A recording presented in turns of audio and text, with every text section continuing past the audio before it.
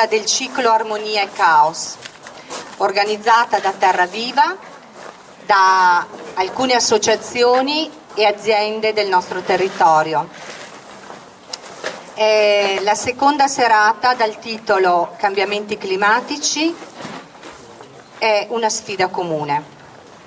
Desidero ringraziare ancora Vittorio Bettelloni, figlio Mario, per l'ospitalità e anche per la collaborazione che offrono sempre a Terra Viva.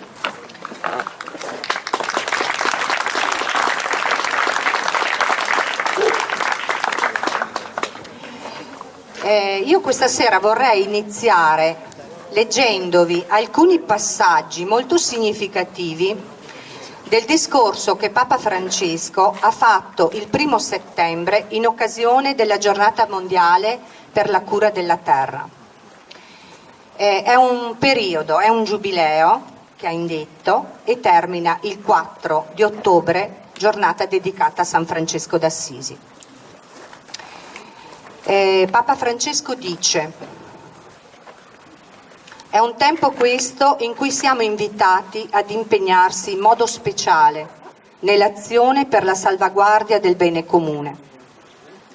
È un tempo per l'ascolto della terra, del battito della creazione, soffocato dai troppi comportamenti sconsiderati.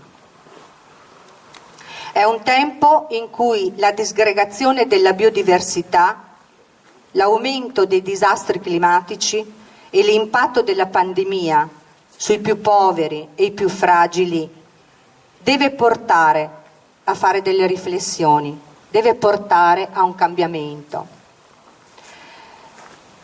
Le crisi più nere portano sempre insegnamenti e portano a riscoprire anche stili di vita diversi, più semplici, più sostenibili. Questo è un tempo in cui abbiamo l'opportunità di riparare, di riportare l'armonia della terra a come era agli inizi, risanare le relazioni sociali, restituendo a ciascuno la propria libertà e i propri beni. Io stasera sono molto felice di essere qua e di avere la possibilità di presentare dei ragazzi che appartengono a un'organizzazione che si chiama Plan for Planet, e loro testimonieranno il loro impegno nei confronti di Madre Terra.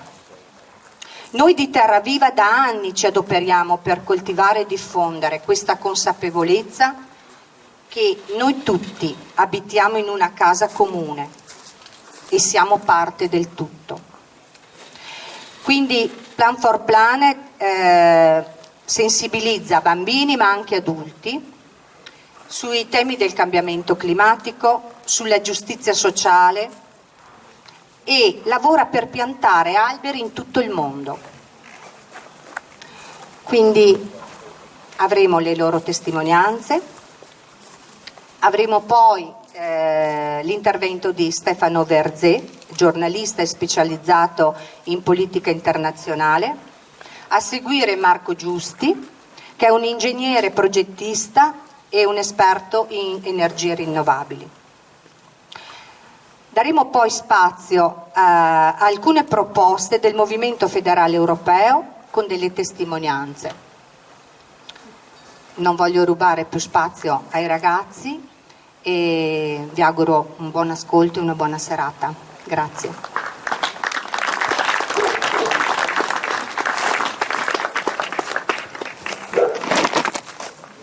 Adesso avranno anche delle slide, se volete passare.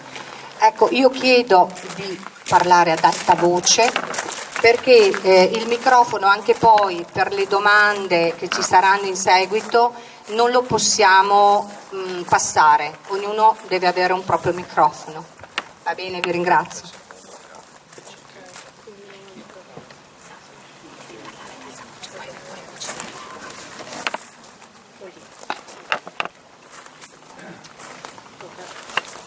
Plant for the Planet è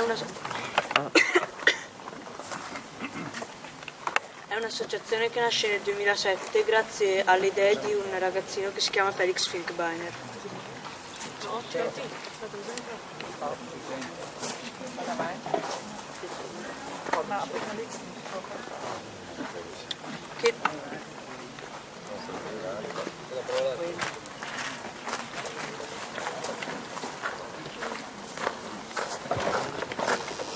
Che durante un'esposizione in classe sulla crisi climatica si è preparato con il film Una verità scomoda di Al Gore e ha anche fatto una ricerca su internet sulla storia di Wangari Maathai e si è anche informato sulla crisi climatica di tutto il mondo, e fino ad arrivare all'idea di piantare 1 milione di alberi in tutto il mondo.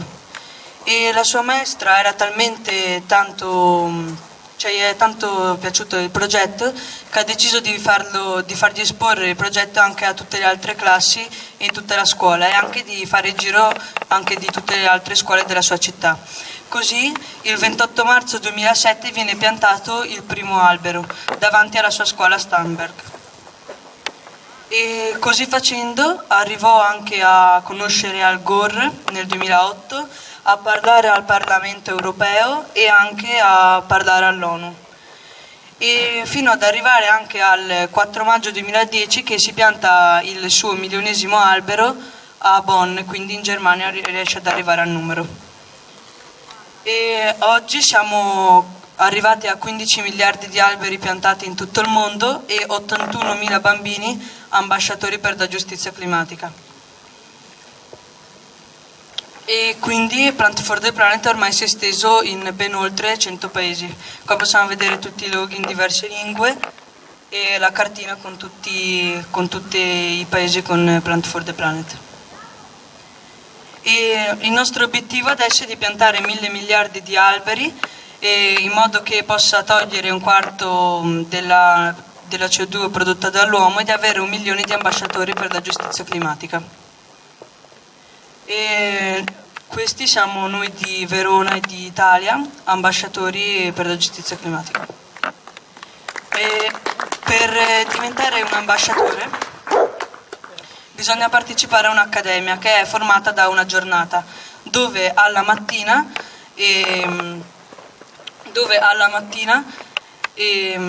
i ragazzi che sono già diventati ambasciatori fanno un'esposizione dove spiegano tutto Plant for the Planet e anche tecnicamente il problema climatico a quelli che vogliono appunto diventare ambasciatori e sono più piccoli.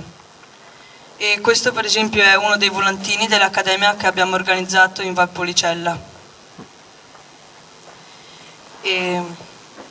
Poi si fanno anche diversi giochi, come per esempio il gioco globale, dove si individuano gli stati che emettono più CO2, e dopo si fa anche un'ora dove i bambini con l'aiuto degli adulti imparano anche a parlare in pubblico. Poi si fa un pranzo vegetariano e poi arriva la parte della piantumazione dove i ragazzi appunto piantano gli alberi anche con l'aiuto della Guardia Forestale. E poi ci si divide in gruppi dove i ragazzi creano un cartellone e un progetto di idee dove possono aiutare appunto il clima, e quindi qua possiamo vedere appunto i ragazzi con le magliette e i cartelloni. Quindi alla fine della giornata i ragazzi diventano ambasciatori della giustizia climatica con anche il loro diploma. Dopodiché un ambasciatore si prende dei determinati impegni, come per esempio parlare in pubblico ai coetanei, tenere conferenze anche agli adulti, e per esempio anche nella propria scuola e nella propria classe. E poi partecipare a dei post pubblicitari con lo slogan Stop Talking, Start Planting, che significa basta parlare, cominciamo a piantare, dove il ragazzo tappa la bocca a di solito una celebrità che sostiene il progetto e fa da sponsor. E dopodiché si organizzano anche degli eventi per prendere visibilità nei media e sui giornali.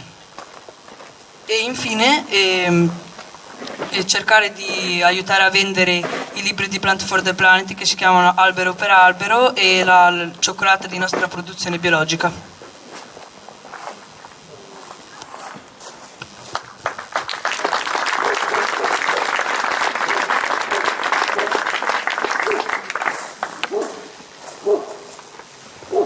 Buonasera, io sono Carlo e oggi parlerò di Plan for the Planet in Italia e del nostro nuovo progetto.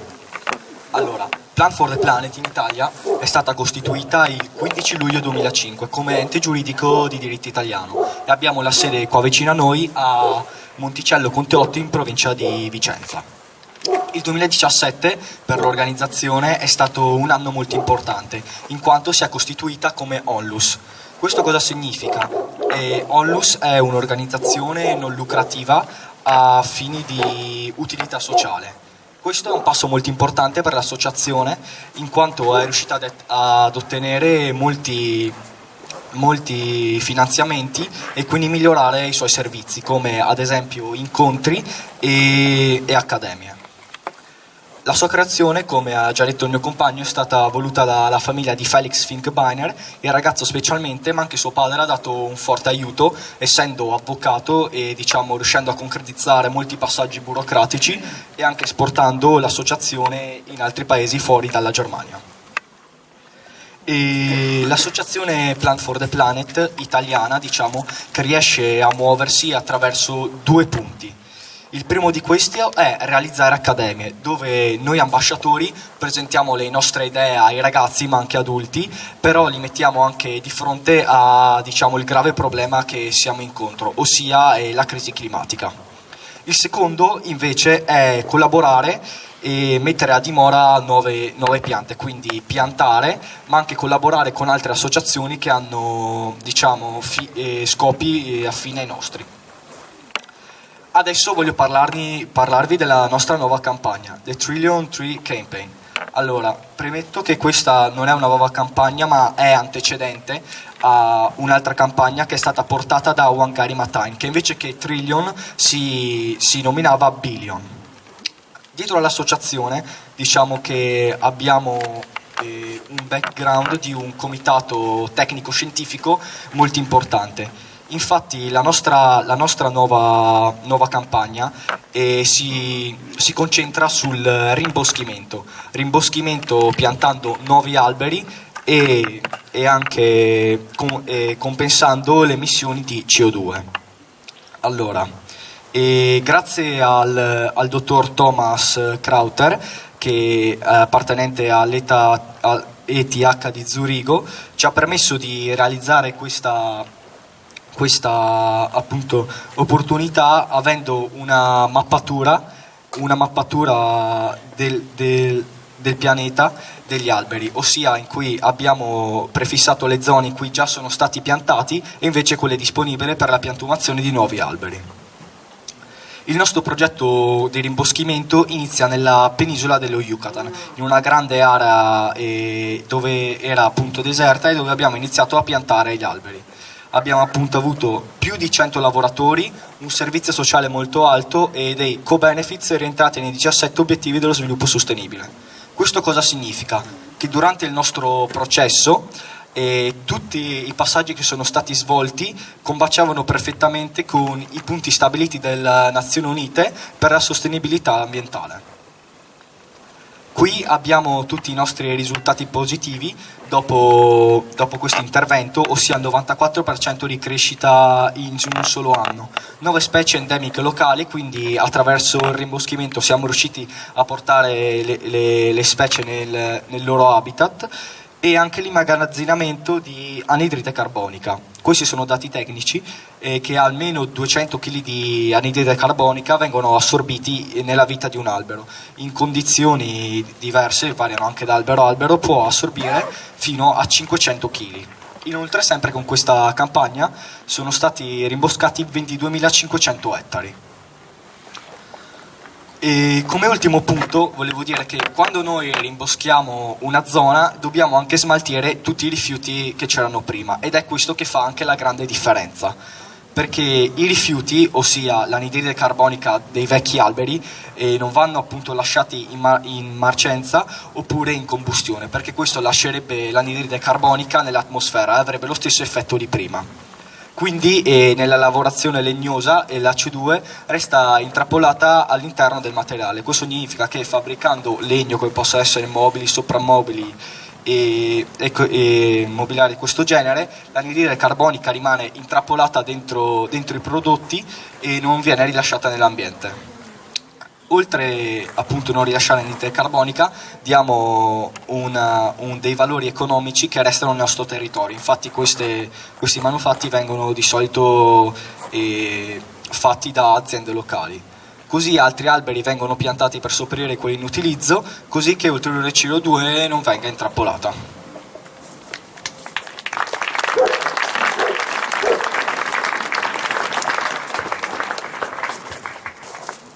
Buonasera a tutti, io mi chiamo Caterina e sono qui per parlarvi della nostra esperienza a Plant for the Planet in quanto ambasciatori per la giustizia climatica. E cosa significa dunque essere un ambasciatore per la giustizia climatica? Un ambasciatore è quella persona che si occupa della formazione delle altre persone in una giornata particolare che, come vi ha spiegato Ottaviano, è questa accademia. Quindi prima di tutto ci occupiamo di insegnare, o meglio di spiegare chi siamo, che cos'è Plant for the Planet, perché è importante e quali sono i nostri principali obiettivi. E questa diciamo che è la parte un po' più tecnica. E in secondo luogo invece la parte più importante e quella a cui mira un ambasciatore è proprio quella di sensibilizzare le persone, il pubblico, e in particolare i ragazzi e le ragazze che ora come ora possono fare veramente tanto e possono contribuire in quello che stiamo facendo riguardo al cambiamento climatico, che come tutti sappiamo è un problema importante che spesso viene sottovalutato, addirittura passa inosservato. Quindi il nostro compito è proprio quello di cercare di far aprire gli occhi alle persone in modo che possano assumere dei comportamenti maturi e consapevoli riguardo proprio questa grande crisi climatica che stiamo affrontando. Noi ambasciatori infatti abbiamo promosso diverse accademie qui a Verona.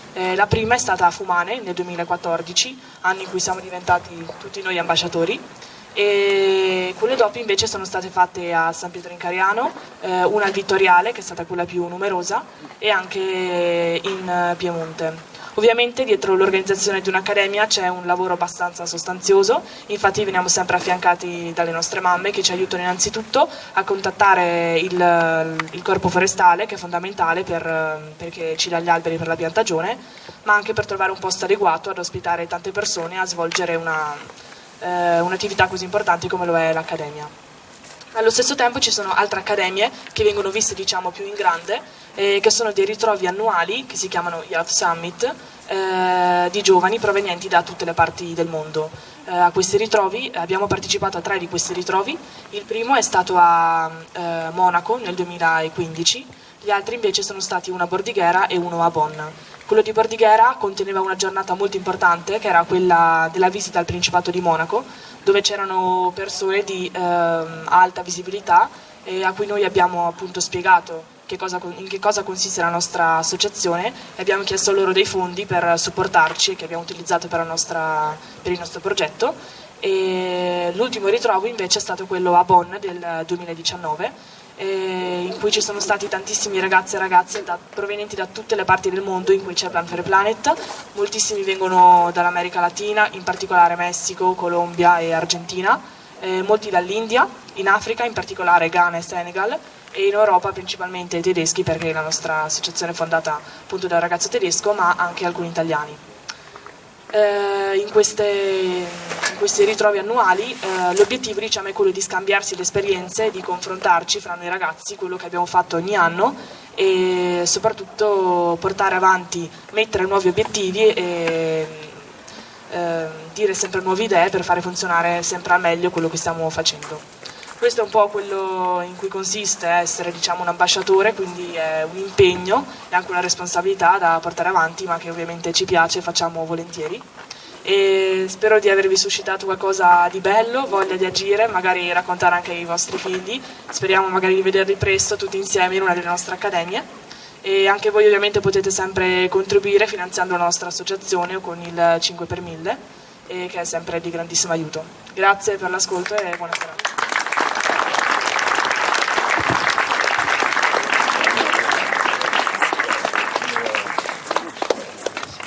Allora, io sono un fuori programma, non uso il microfono.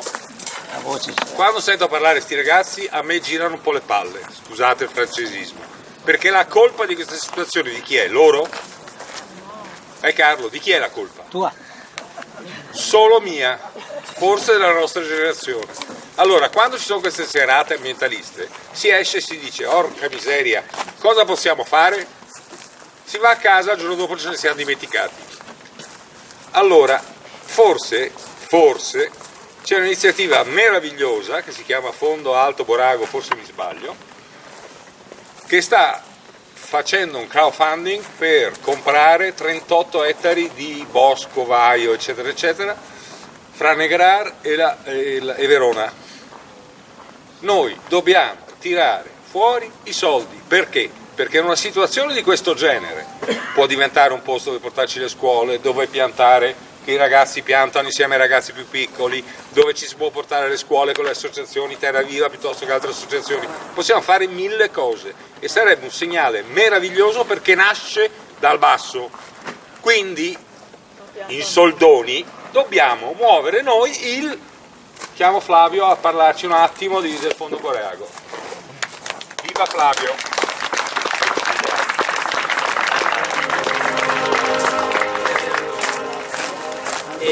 Posso usare il microfono? No, niente. Allora urlo se mi sentite. E lui dice che bisogna muovere il fondo. Io vi parlo del fondo Alto Borago. Cos'è?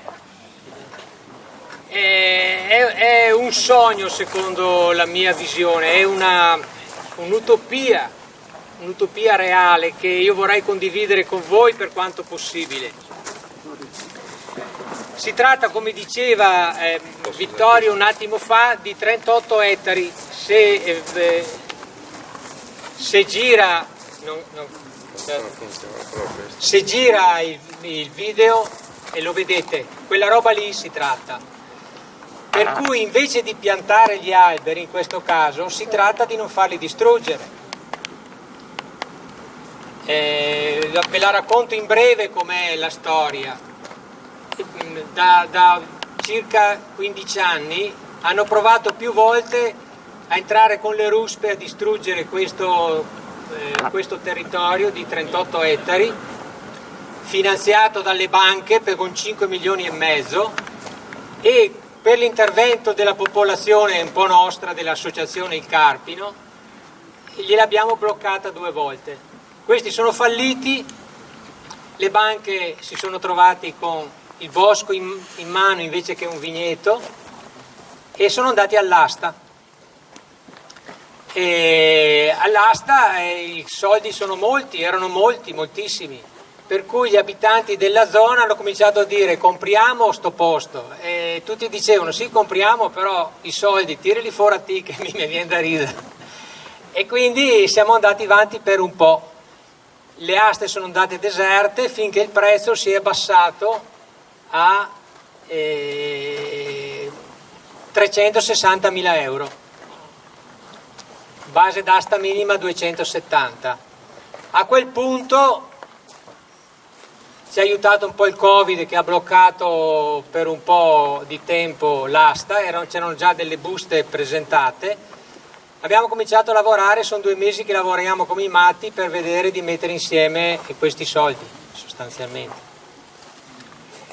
E abbiamo già raccolto una discreta quantità, in 1 mese e mezzo siamo arrivati a 85.000 euro, ne mancano ancora moltissimi, abbiamo una serie di attività in ballo notevole, moltissima gente che ci aiuta, artisti, abbiamo fatto una giornata di Fondo Alto Borago, un Borago Day con 600 persone, con gli artisti che sono venuti gratuitamente. Ieri sera abbiamo fatto una serata in gelateria a Verona da Zeno Gelati, vi raccomando di andare, che ha costruito un gusto al Borago e ci ha dato tutti i soldi della serata, per cui credo che questo ci dia molta speranza. Noi siamo sicuri di arrivare, certi, vedo qua una nostra amica che si intende di conti che sorride, siamo sicuri di arrivare. Però se in questa cosa c'è un po' di sostegno da parte di tutti ci arriviamo meglio. Mi piace tutto questo discorso dei ragazzi, piantare piante, io vivo attorno a questa zona, insomma sono molto sensibile anche per questo. la prima roba da fare è non distruggerli, credo che sia elementare, insomma, no? Tutto intorno a questa zona sono nati solo vigneti che hanno distrutto tutta la diversità biologica che c'era in quella zona e hanno devastato il territorio, per cui abbiamo avuto anche qualche piccola alluvione a valle della zona e in questo caso probabilmente riusciremo a bloccarli. Io chiudo qua e vi ringrazio. Per sapere come si fa, se Federico me lo mette, c'è un sito che si chiama fondoaltoborago.it che potete vedere. Allora, fondoaltoborago.it, vedete, noi chiediamo di mettersi insieme e fare quote da 1.000 euro, perché i soldi sono molti. Con 1.000 euro noi riusciamo a darvi il certificato di donazione per poter detrarre fiscalmente una volta che avremo acquistato. Se non acquistiamo, con un certificato vi restituiamo i soldi. Sotto i 1.000 euro c'è un crowdfunding oppure cifre minori che non possiamo restituire perché diventeremo pazzi. Stanno arrivando 10, 20, 30 euro, quelli sono donazioni che utilizzeremo nel caso non arrivassimo per piantare alberi. Grazie.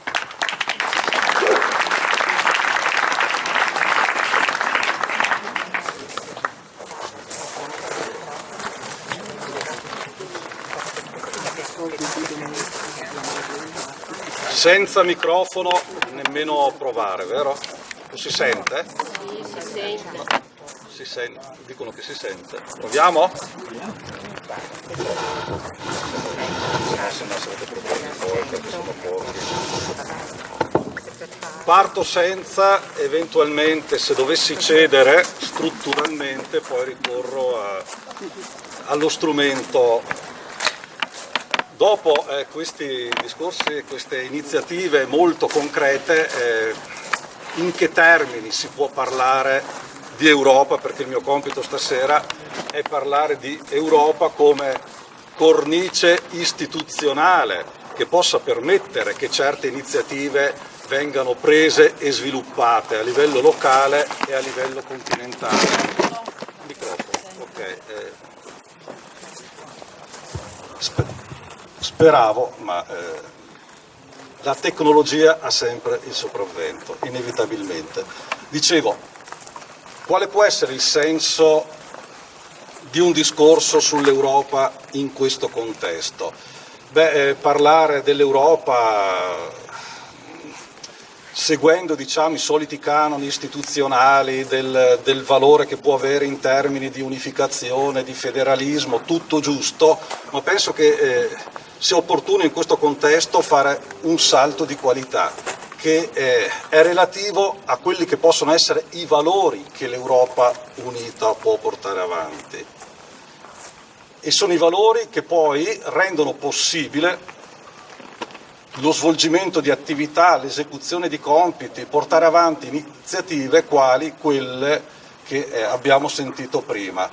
Questo è il ruolo dell'Europa oggi, perché il mondo si sta abbastanza polarizzando e l'antitesi della polarizzazione, cioè di un contrasto netto, di un contrasto totale tra due opposti, è la temperanza istituzionale e la temperanza culturale.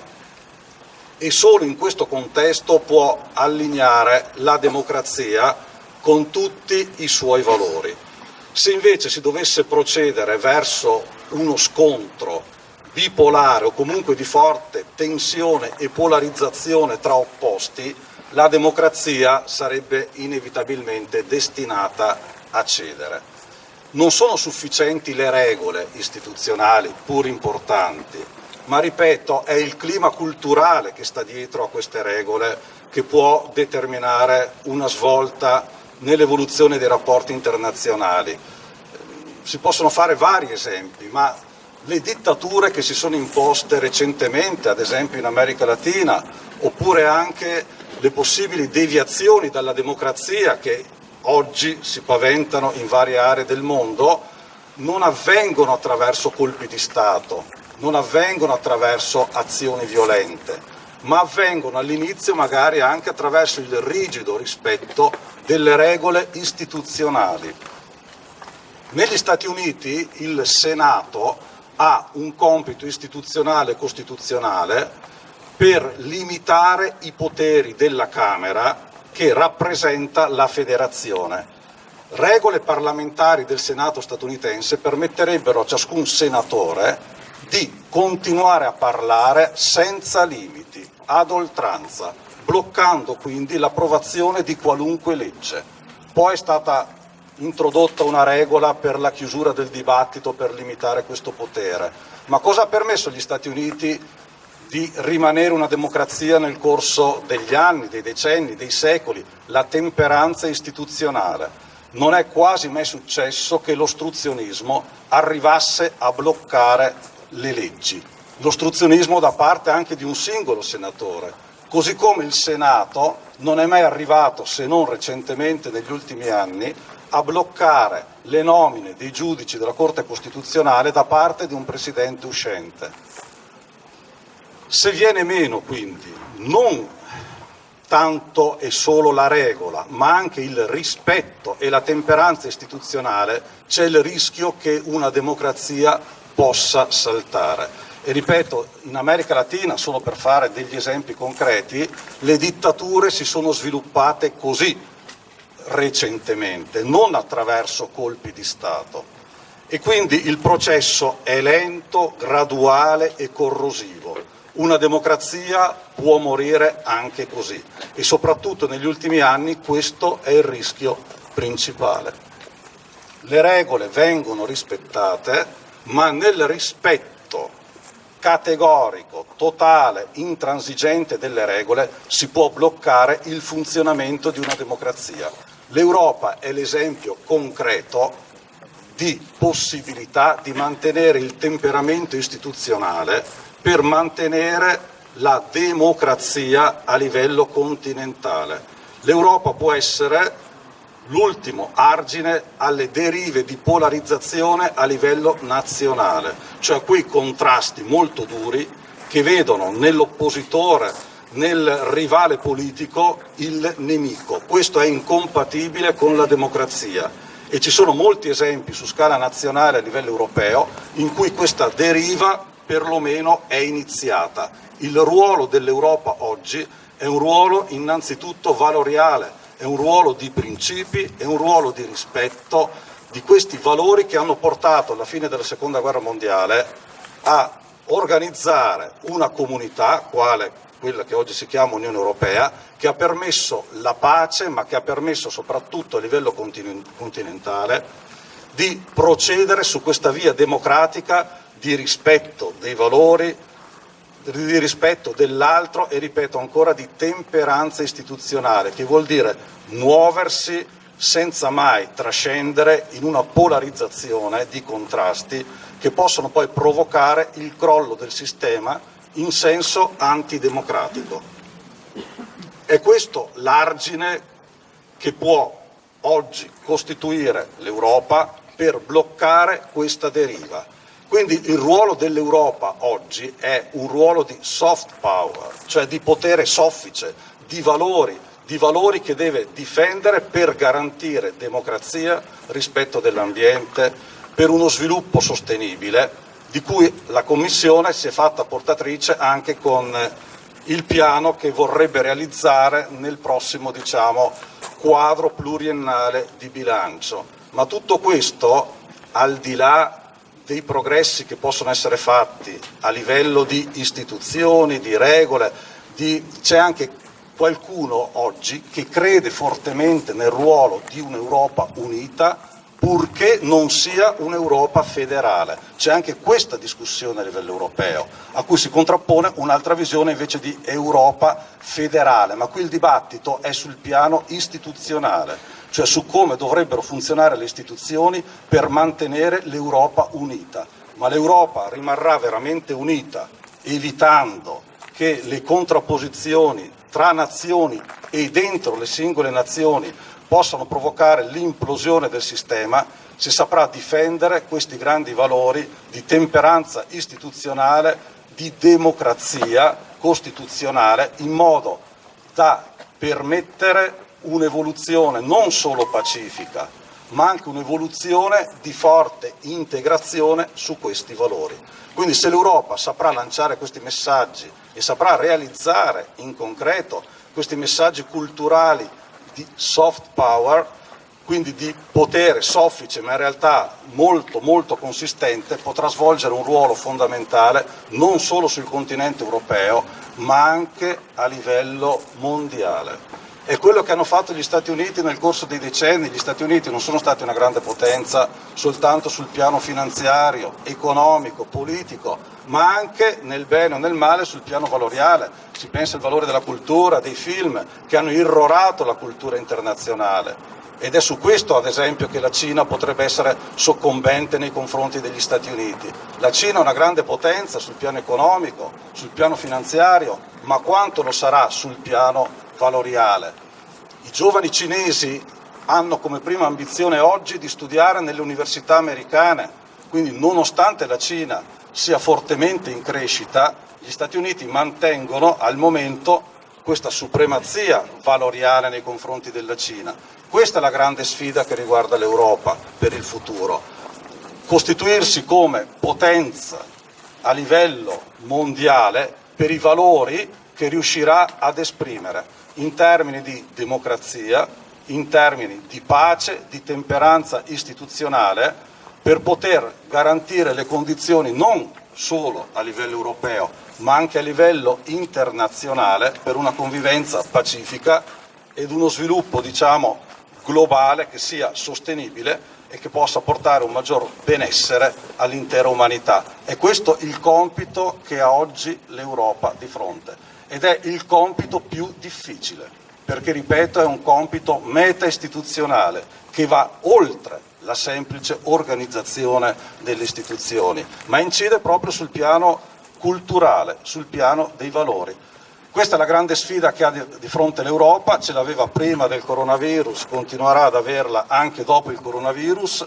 Da questo punto di vista il coronavirus e la pandemia non cambia molto, non cambia le cose, se non forse nella consapevolezza che i singoli paesi europei, se procederanno da soli, non sfalderanno soltanto l'Unione Europea, ma rischieranno di sfaldare anche la propria consistenza interna, perché se facciamo caso, ovunque ci sia, diciamo, un contrasto a questa condivisione comune europea, questo avviene non in maniera tranquilla alla Svizzera, ma avviene attraverso attacchi molto forti, paralleli a quelli contro l'Unione Europea, anche alla temperanza istituzionale e democratica interna. Cioè sono attacchi molto duri non solo all'Unione Europea come organizzazione comunitaria, politica e istituzionale, ma anche all'impianto dei suoi valori costitutivi, che sono quelli del costituzionalismo europeo,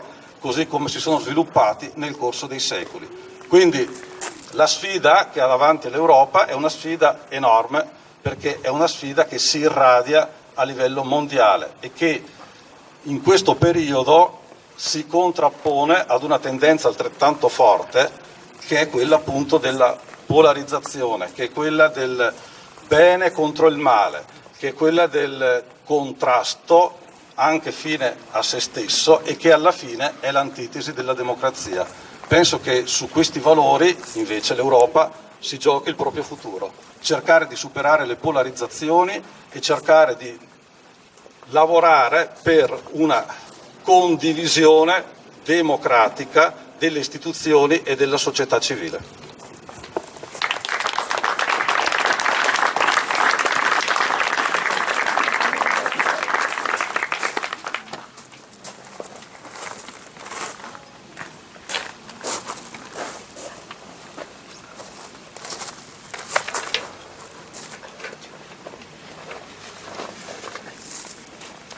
Buonasera, mi sentite? No? Adesso? Sì. Ecco, allora mi chiamo Ann Parry, sono la segretaria del Movimento Federalista Europeo della sezione della Valpolicella e volevo dirvi due cose. Allora, l'MFE è un'associazione apartitica con più di 90 sezioni in tutta l'Italia, che ha come obiettivo una federazione europea che possa garantire la pace, la libertà, la democrazia e la giustizia sociale in Europa. Ecco, come penso che voi sapete tutti, uno dei documenti fondativi è il manifesto di Ventotene. Allora, questa settimana sull'isola di Ventotene l'MFE ha tenuto una conferenza nazionale con 120 ragazzi che si sono riuniti per studiare il federalismo. Come saprete meglio di me, l'idea dell'Europa federale è stata concepita anche da Altiero Spinelli quando era in confino sull'isola di Ventotene durante la guerra, e per questo motivo i ragazzi si ritrovano su questa isola meravigliosa. E l'altro giorno io mi sono collegata in rete con Zoom, che uso abbastanza regolarmente ultimamente, per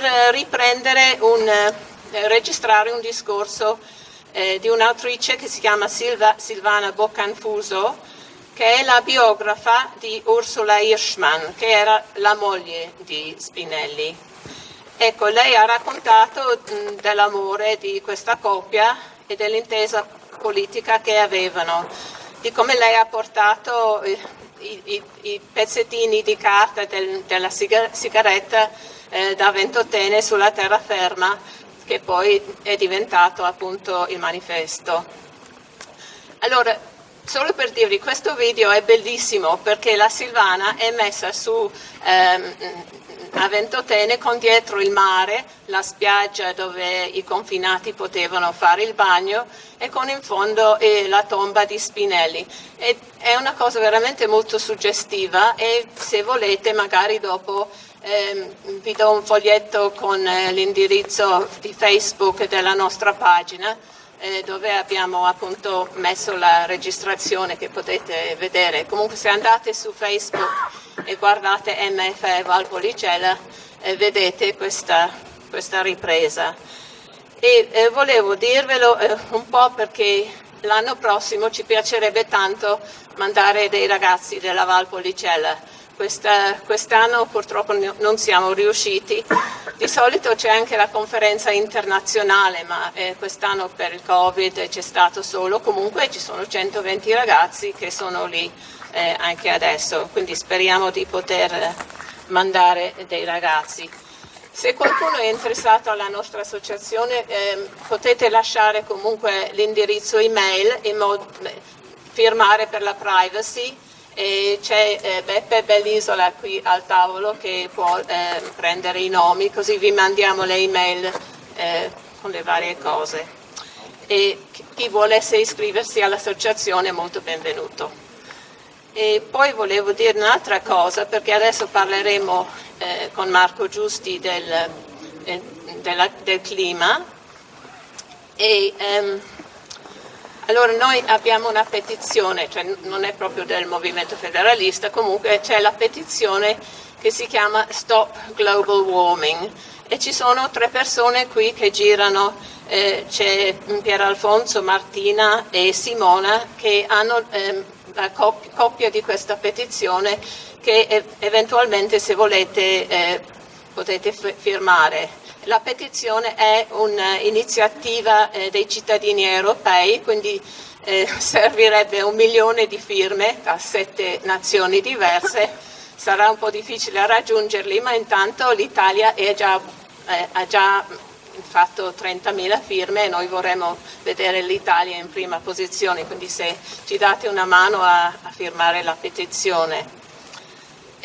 Ok, adesso prima di passare la parola a Marco Giusti, c'è Martina Capriani che... Dov'è Martina?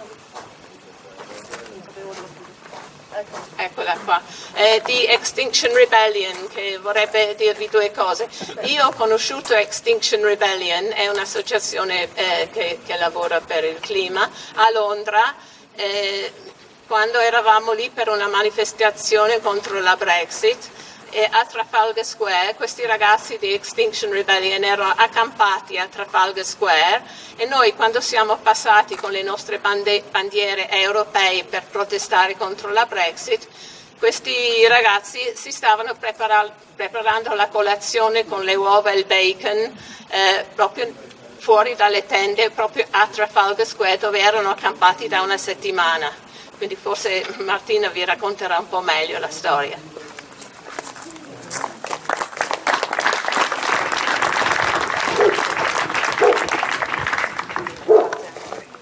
Buonasera a tutti, vi parlo a nome del gruppo di Extinction Rebellion di Verona. Tutti noi ascoltiamo passivamente le notizie sul collasso climatico. Per me e come per molti altri è stato in certi momenti anche fonte di una forte ansia, specialmente dopo la nascita dei miei figli, anche se sono da sempre sensibile al tema ambientale, è diventato un forte disagio e ha provocato inquietudine e sensi di colpa. Ogni giorno in Italia muoiono 220 persone a causa dell'inquinamento. È un dato inquietante, ma nessuno ne parla.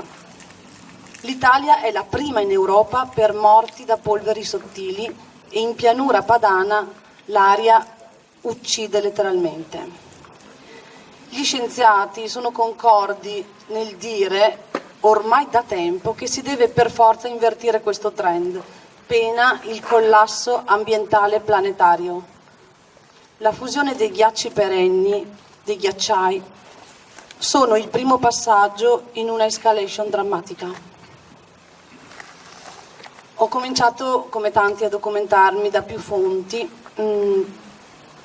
però visti anche i recenti avvenimenti a Verona, si nota che i media non collegano la problematica del clima globale ai fenomeni locali e non collegano il fatto che i fenomeni atmosferici distruttivi faranno sempre più parte del nostro assetto meteorologico.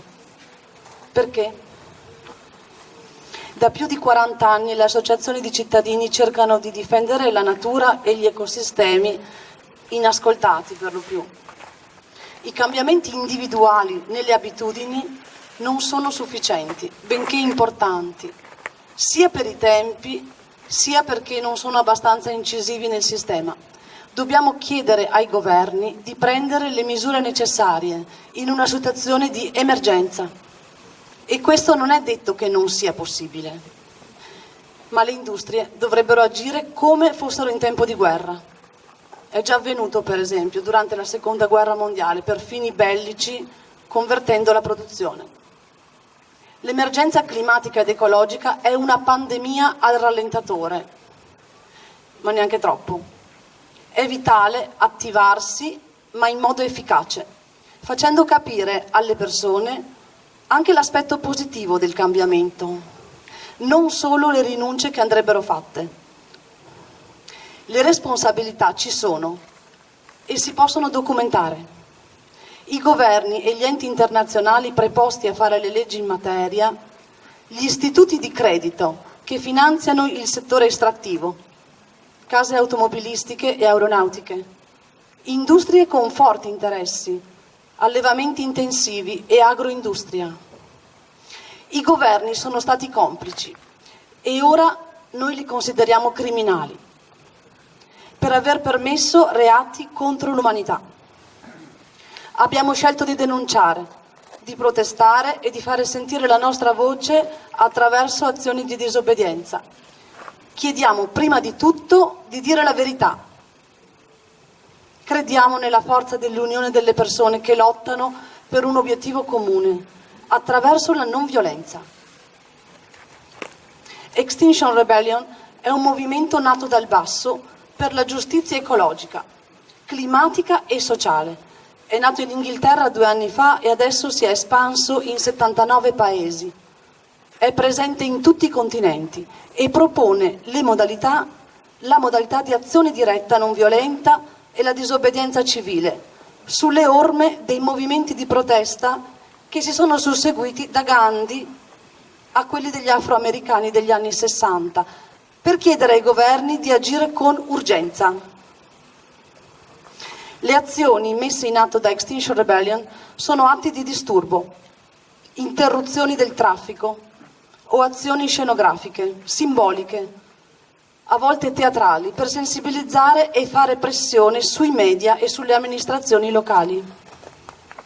La finalità del movimento è arrecare disagio, arrivando a farsi arrestare se serve, riunire quante più persone possibili perché, dati statistici alla mano, mobilitando almeno il 3,5% della popolazione, i movimenti non violenti hanno storicamente ottenuto di essere ascoltati, portando un effettivo cambiamento di sistema. La situazione è talmente grave e l'emergenza è tale che noi organizziamo, studiamo, rimaniamo collegati e pianifichiamo azioni nei nostri territori di appartenenza per poi riunirci ciclicamente in ribellioni più articolate. Il mese prossimo saremo a Roma. In questi giorni è in atto una grande ribellione nel Regno Unito.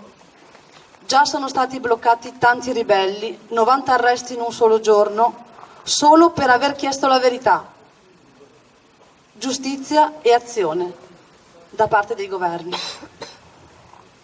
Noi continuiamo con coraggio e orgoglio, continueremo ancora. Siamo sicuri di essere dalla parte giusta. Chiediamo con forza di poter avere voce. In alcuni stati del nord Europa sono state istituite le assemblee cittadine che permettono di partecipare alle decisioni sul territorio locale e così chiediamo anche noi. Vi chiedo di seguirci e condividere i nostri principi e valori.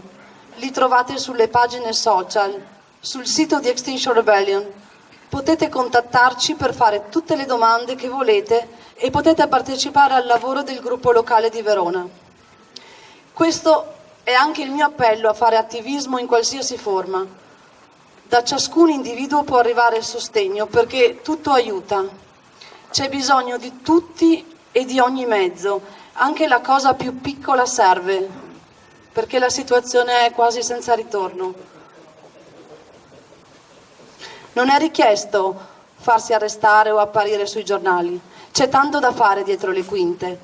E a volte anche solo parlare di emergenza climatica con le persone che conosciamo è già tanto. Noi ci autofinanziamo. Potete aiutare anche con i crowdfunding che sono presenti in rete. Anche se la cosa migliore è far sentire la voce tutti insieme, per le strade e durante le azioni. Vi ringrazio dell'ascolto.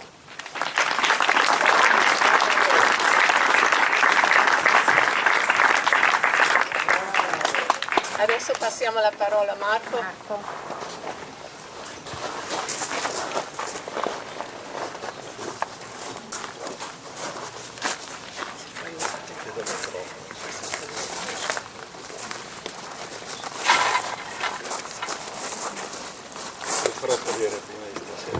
Lo farò sicuramente cadere prima di stasera. Buonasera a tutti. Sono molto contento di parlare con voi stasera e di parlare dopo tutte le persone che mi hanno precedute, perché sono già emerse tantissime cose estremamente profonde, a partire dalle azioni. In particolare mi fa piacere parlare, dopo un discorso molto profondo di Stefano Verzé sull'Europa, perché l'Europa oggi è la chiave della leadership del cambiamento, e lo vedremo, e di parlare, dopo tanti ragazzi volenterosi, di parlare dopo Martina, che ha usato delle parole straordinarie, perché le parole sono importanti quando si fa cultura. Non si chiamano cambiamenti climatici, si chiama emergenza climatica o collasso climatico. Questo è il termine tecnico esatto. Pensate che il termine cambiamento climatico è stato individuato, lo dico in termini generici, poi a tu per tu posso dirlo in termini più precisi, individuata da un'amministrazione negazionista che ha indirizzato tutte le istituzioni che si occupavano dell'ambiente di trasformare il termine global warming e emergenza climatica in cambiamento climatico. Solo il Guardian da 2 anni ha reintrodotto il termine di emergenza climatica, che è il termine esatto. Ma parto a presentarmi in 2 parole. Non lo trovi più, 2020-0904 MG a Terra Viva. Grazie. Sì, perfetto. Sì. Allora, mi presento, mi chiamo Marco Giusti, appunto, lavoro in AGSM da 30 anni, sono ingegnere e quindi come ingegnere sono innamorato da quando studiavo del know-how. E quindi il know-how per me è stato imparare a progettare linee elettriche, illuminazione pubblica, teleriscaldamento e poi realizzare impianti eolici e fotovoltaici, quello di Affi e di Rivoli che conoscete tutti per esempio. Più in tarda età ho cominciato a capire che il tema, il problema oggi non è più il know-how, il problema oggi è il know-why, cioè stiamo perdendo di vista il perché facciamo le cose. Quello di cui ha bisogno la nostra società in termini valoriali appunto, ed è questo che l'Europa sta cercando di fare, è cominciare a chiederci perché facciamo le cose. Io le slide le lascio, se qualcuno le volesse sono a disposizione, sono 150, ne mostrerò 15 al massimo, però le scorro ogni tanto perché così se sono di vostro interesse poi dopo le richiedete. Ecco, il know-why è questo. Il diritto di questa generazione, dei nostri figli e delle generazioni future di vivere in un pianeta ospitale. E il diritto di tutti gli esseri umani di avere accesso a sufficiente energia. Il Papa per primo ha accostato i due termini giustizia climatica e giustizia sociale, perché non può esserci l'una senza l'altra. Non possiamo salvare il clima del pianeta pensando di negare agli altri lo sviluppo del benessere che noi abbiamo avuto anche a loro spese per 2 secoli. Dove si piantano tutti gli accordi internazionali? Dove fanno fatica? Non fanno fatica a individuare gli obiettivi, fanno fatica a individuare la ripartizione delle responsabilità e la ripartizione degli sforzi per arrivare a quegli obiettivi.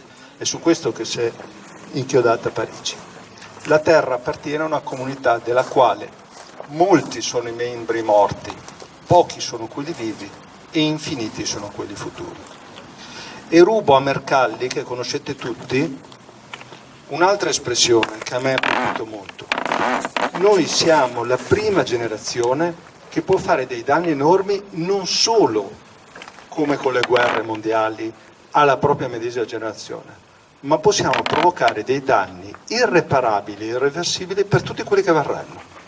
Questa è una responsabilità spaventosa. Non solo, ma il punto a cui noi siamo arrivati è già un punto irreversibile. Noi oggi abbiamo già un aumento delle temperature globali di 1,4 gradi e quello non lo recuperiamo più. Noi possiamo decidere di cambiare profondamente per far sì che quell'1,4 non superi l'1,7 o l'1,8, ma quello lì non lo recuperiamo più, è già giocato. Allora, salto avanti di una ventina di diapositive perché il compito che mi è stato dato stasera non è né spaventare né dire cose che già sapete, ma è provare a spiegare qual è la trasformazione industriale che dobbiamo fare tutti quanti nel giro di 10, 15, 20 anni, trasformando completamente il nostro sistema industriale per arrivare agli obiettivi che ci siamo posti. Quindi il mio sarà un intervento prevalentemente tecnico sul come, torno al know-how, però mi serve qualche elemento concettuale per poi riprenderlo. Conoscete tutti l'effetto serra, sapete tutti che il tema dell'innalzamento delle temperature è legato a uno strato sottilissimo di atmosfera che ci fa da coperta e che rende il clima della Terra molto diverso dai climi dei pianeti dove l'escursione termica tra giorno e notte è di centinaia di gradi.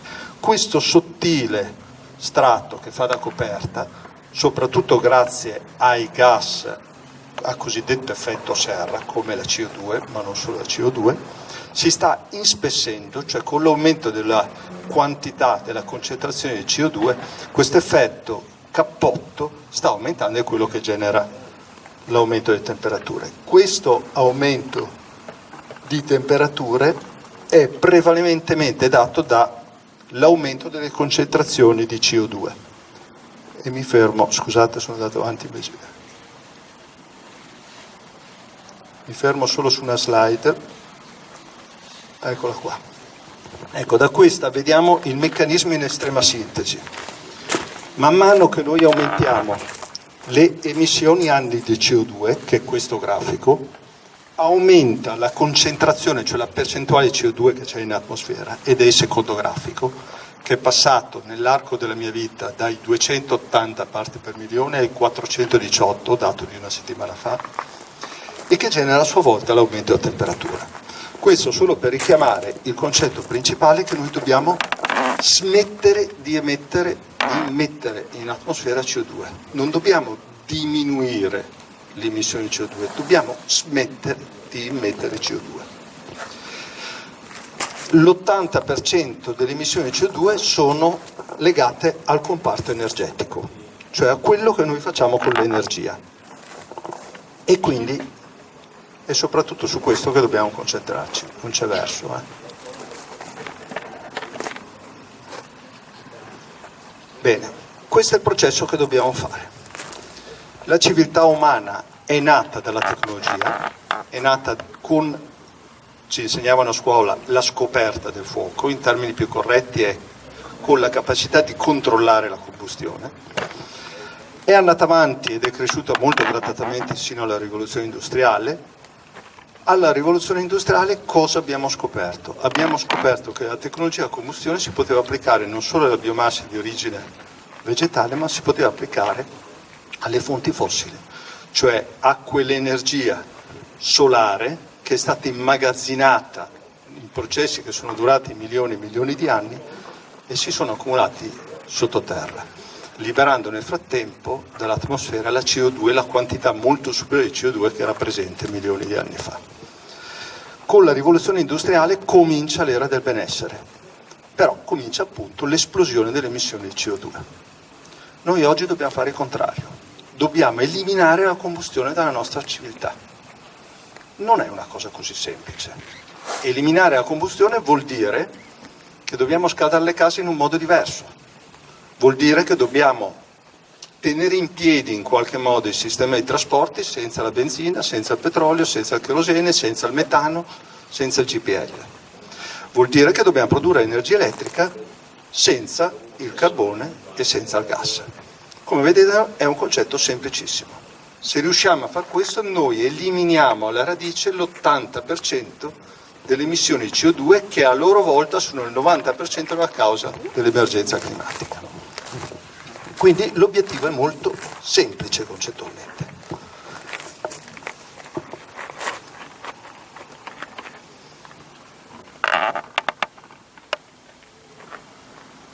Bene, non c'è verso. È un processo che non è solo tecnologico, è un processo che è culturale. Perché per farlo dobbiamo capire perché lo vogliamo fare, perché lo dobbiamo fare, e dobbiamo poi riuscire a farlo. Vi mostro solo 3 slide su 3 momenti di questo percorso di consapevolezza, che è fondamentale.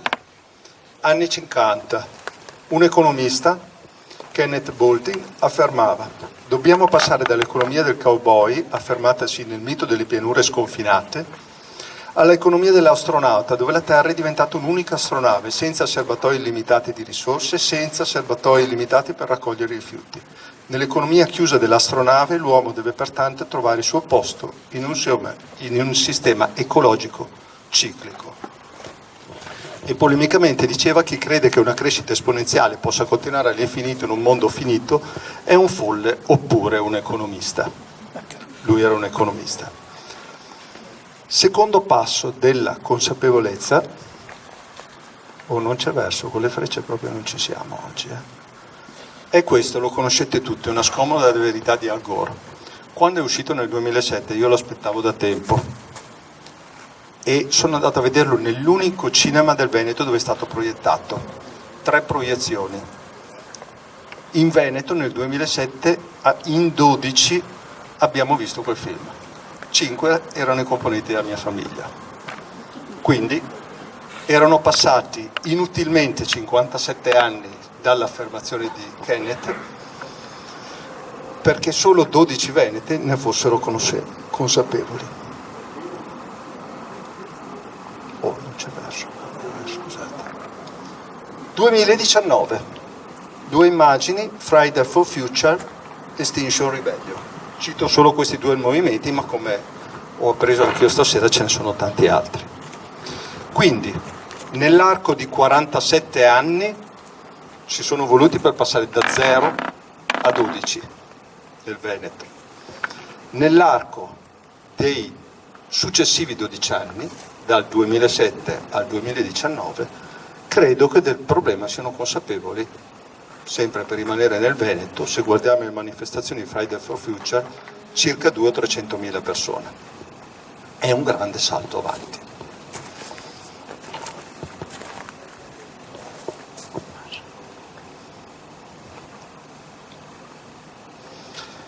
Il 2019 è stato un anno straordinario, perché nel 2019 questo processo di consapevolezza ha cominciato a vedersi seriamente.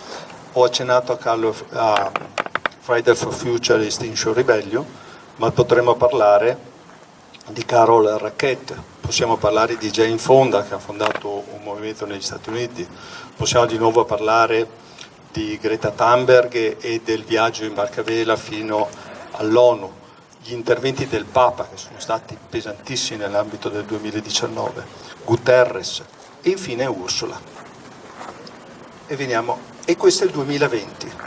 Ursula con Timmermans, la discussione in Francia sul reato di ecocidio, l'inizio di conversione della finanza, Larry Lynch, l'amministratore delegato di BlackRock, che annuncia che il più grande fondo di finanziamento mondiale smetterà di finanziare tutta l'industria delle fossili.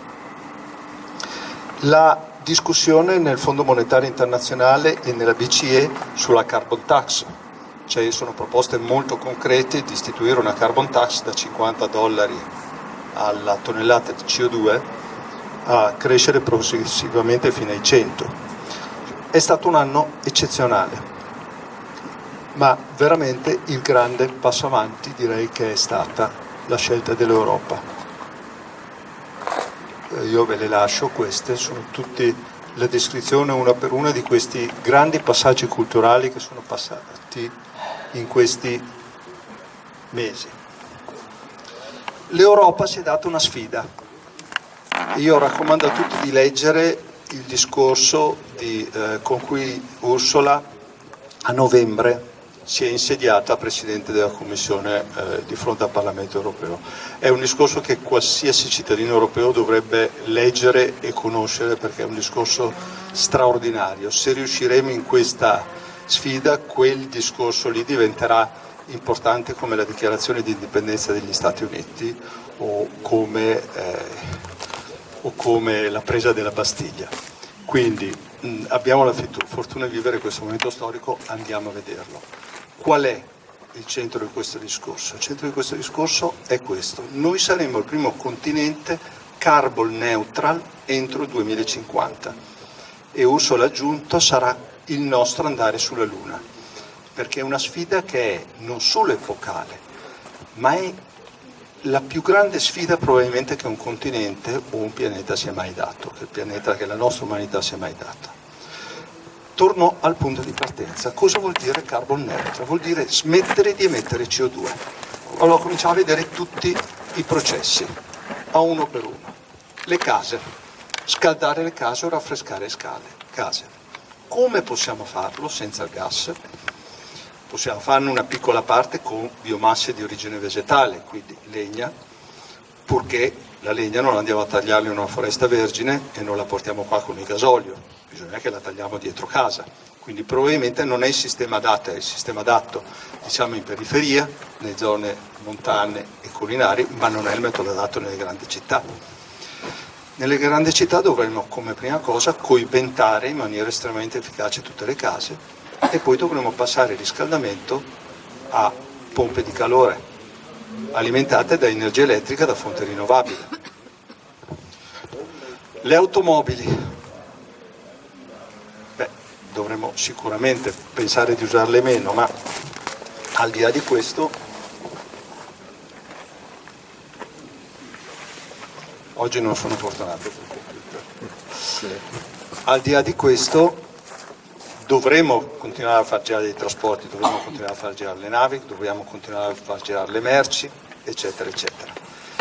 Qui si scontreranno due tecnologie, la tecnologia dell'auto elettrica, con batterie caricate da energia elettrica proveniente da fonte rinnovabile, oppure auto alimentate da idrogeno o da metano prodotto dall'idrogeno, a sua volta idrogeno generato da elettrolisi, dall'acqua, grazie a energia elettrica prodotta da fonti rinnovabili, siamo ancora lì.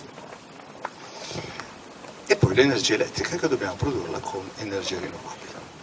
Fate conto che grosso modo, semplifichiamo al massimo, questi tre settori pesano circa uguali, in realtà il settore elettrico pesa meno, pesa per il 22% al momento, ma pesa meno solo perché è più efficiente. In termini di energia utilizzata finale pesa un terzo come tutti gli altri. Quindi abbiamo chiaro l'obiettivo, carbon neutral, cioè emissioni zero entro il 2050, abbiamo chiaro come farlo. Coibentare tutte le case, cambiare tutti i sistemi di trasporti, cambiare tutti i riscaldamenti e produrre tutta l'energia tramite energia elettrica e non tramite combustione, eliminare il fuoco, dicevamo all'inizio, e generare tutta l'energia elettrica a fonte rinnovabile. Quindi il problema è concettualmente risolto. Concettualmente. Vediamo quali sono i problemi però, perché non è proprio così semplice. Ci sono dei problemi di natura economica, di natura finanziaria, di stabilità del sistema elettrico, di interrompibilità delle fonti, di non programmabilità delle fonti, di eccetera, eccetera. Però prima di tutto, il problema più grande di tutto, su cui vorrei soffermarmi un istante, è questa slide qua. Perché questo non ce l'hanno chiaro tutti. Tutti, credo che tutti abbiamo chiaro che dobbiamo dismettere emissioni, ma non abbiamo chiaro la tempistica. Perché Ursula dice entro il 2050? Perché sta guardando questo grafico. Spero di riuscire a avvicinarmi. Allora, questo è uno dei tanti scenari sviluppati dall'IPCC, che sapete tutto chi sono.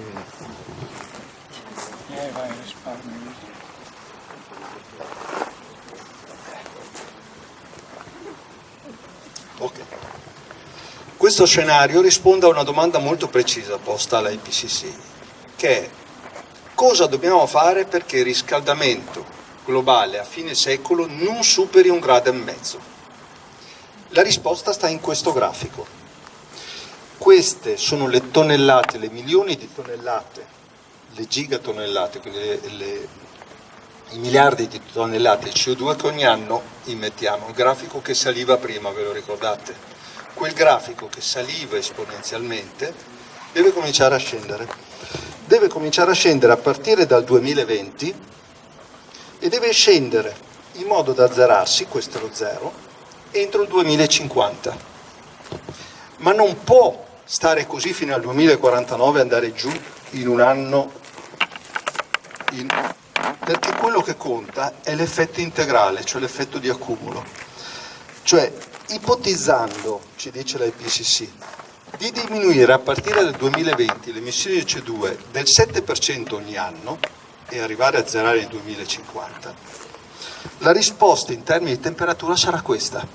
Cioè, noi da domani ci mettiamo a dieta del 7% annuo e le temperature continueranno a salire per 30 anni, fino a raggiungere 1,8 e poi cominciare gradatamente a scendere fino a 1,5.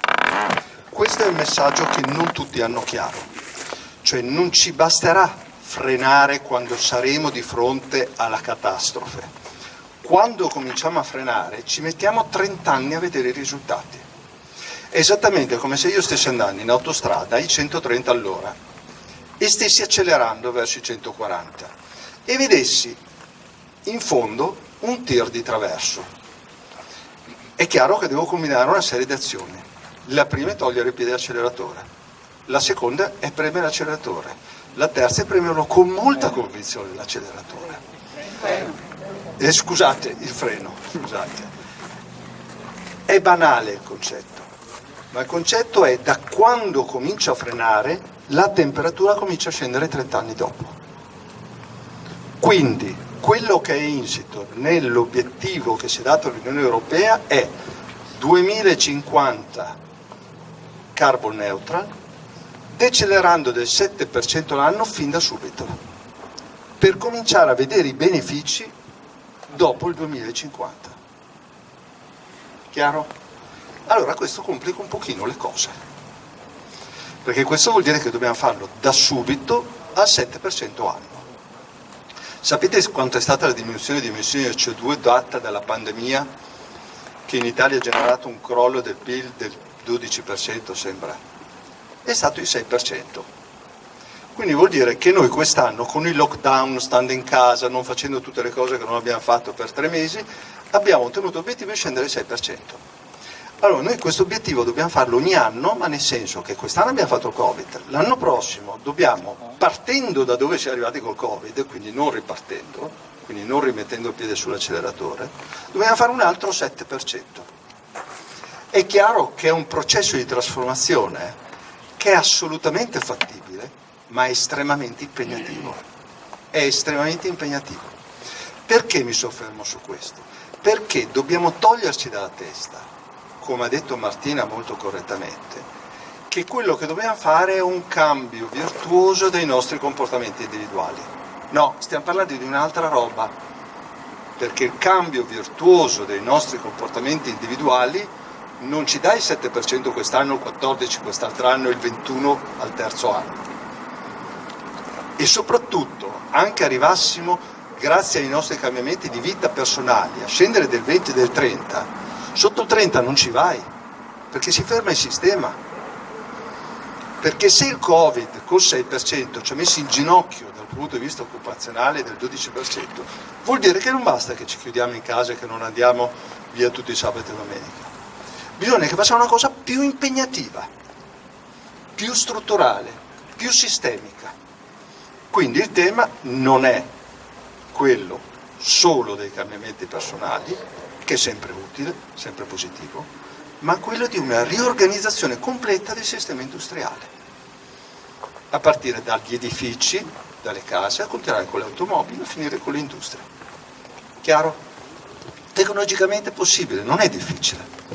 Pensate che per produrre tutta l'energia elettrica che ci servirebbe per il sistema elettrico, e sto parlando solo dell'elettrico, ci basterebbe molto meno dell'1% del territorio nazionale a pannelli fotovoltaici.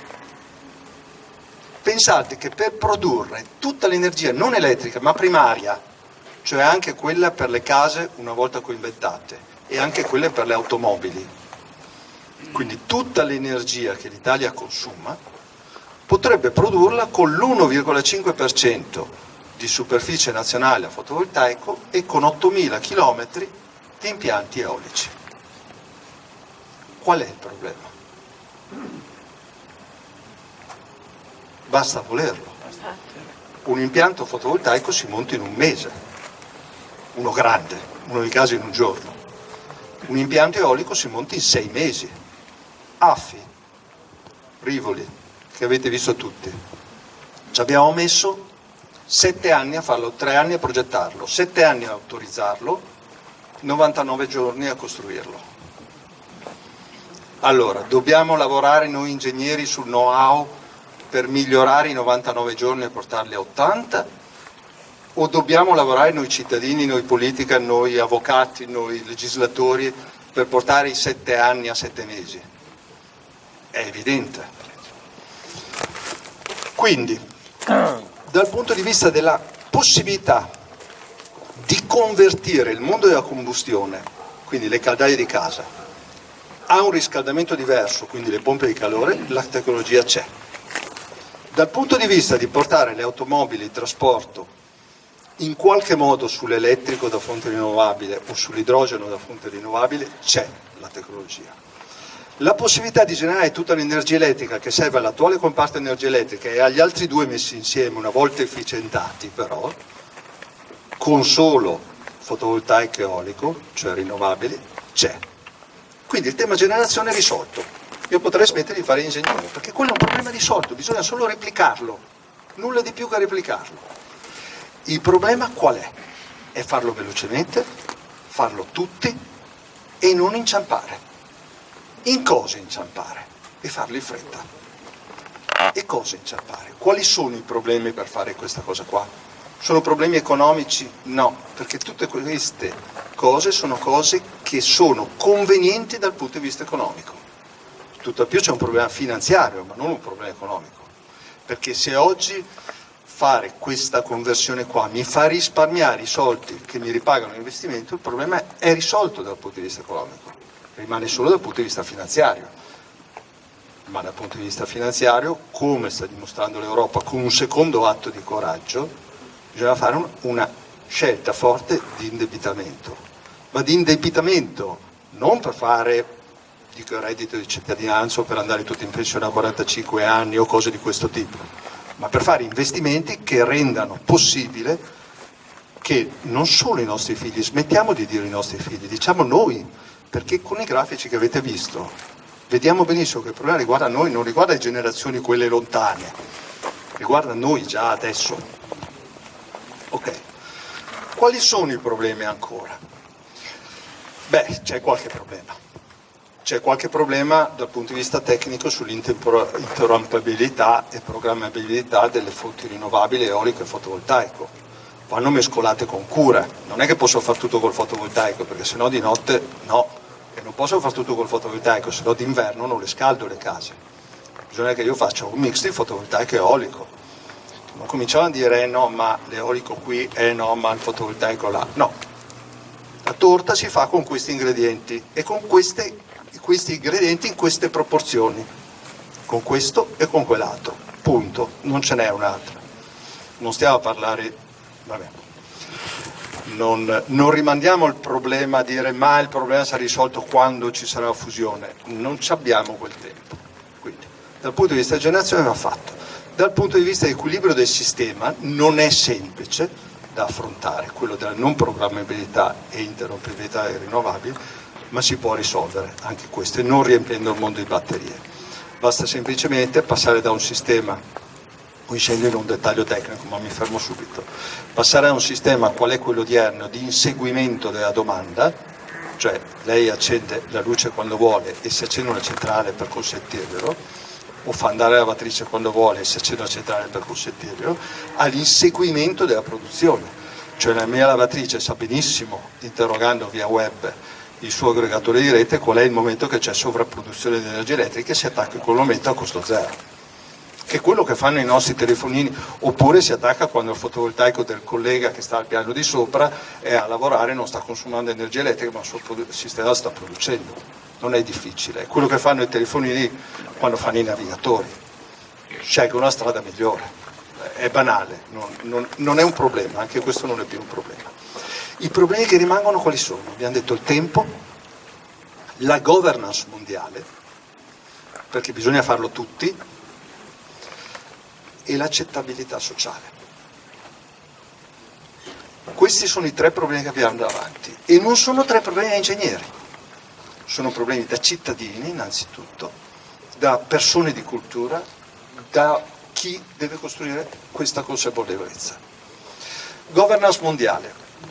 Molti mi dicono l'Europa può scommettere quello che vuole sul 2050, l'Europa rappresenta solo il 10% delle emissioni di CO2 del mondo, se gli altri continuano come prima tutto il nostro sforzo si perde nel vuoto. Non è vero, per due motivi. Primo, perché non è uno sforzo, andiamo a star meglio, non andiamo a star peggio.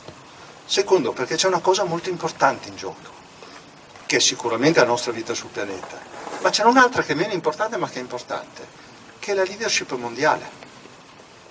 Ogni rivoluzione industriale genera una nuova leadership. La rivoluzione industriale è nata, quella del carbone per capirsi, nel 1790 in Inghilterra, e l'Inghilterra poi è stata l'impero egemone mondiale in tutto l'Ottocento.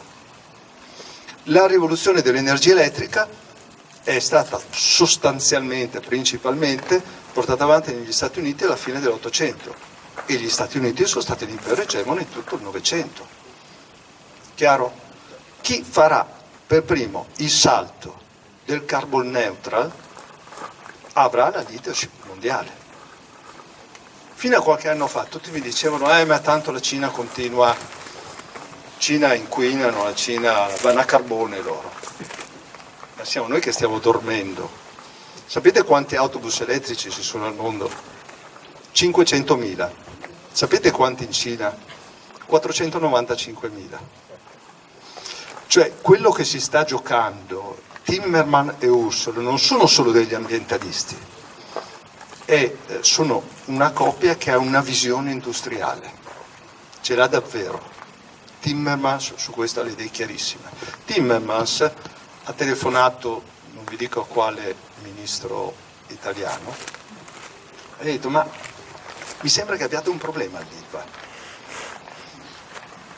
Senti, vuoi che, dato che dobbiamo investire sull'idrogeno, perché l'idrogeno, vabbè, non l'ho detto questo, ma l'idrogeno, cioè, diciamo che in qualche modo può essere una forma di storage migliore delle batterie.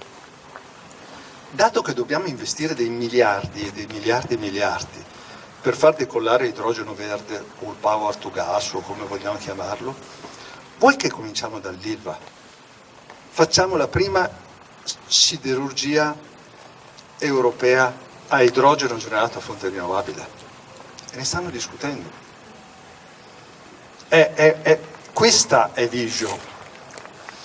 Quindi siamo di fronte a un tema tecnologico che al 90% è risolto concettualmente, cioè tecnologie ci sono, ci manca quel 10% che ruota intorno a quel tema lì più o meno, e c'è già la prontezza di dire investiamo, facciamo un progetto pilota su questo. Quindi l'Europa davvero sta facendo una scommessa, riprendo le tue parole, valoriale, fondamentale, sulla quale si giocherà. Sono d'accordo che si giocheranno le leadership anche sui valori e sui modelli di governo, sulla democrazia. C'è un grandissimo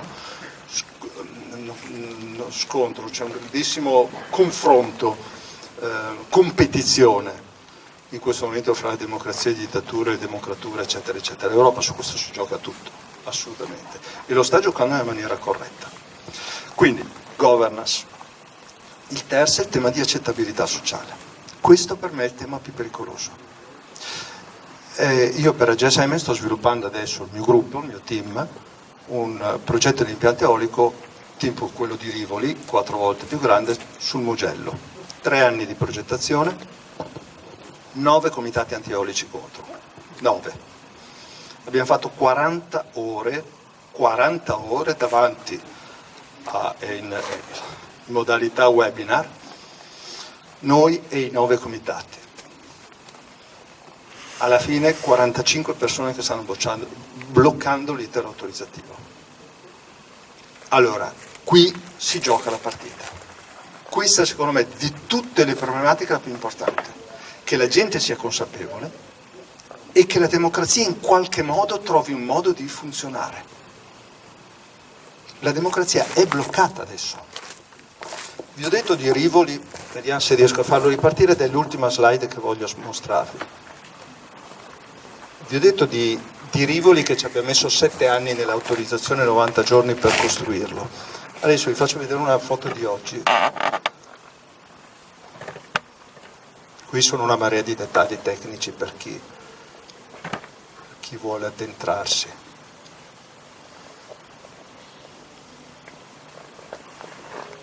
Scusate, è proprio una delle ultime.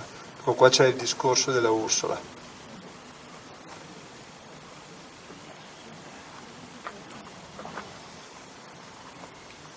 Arrivo, promesso.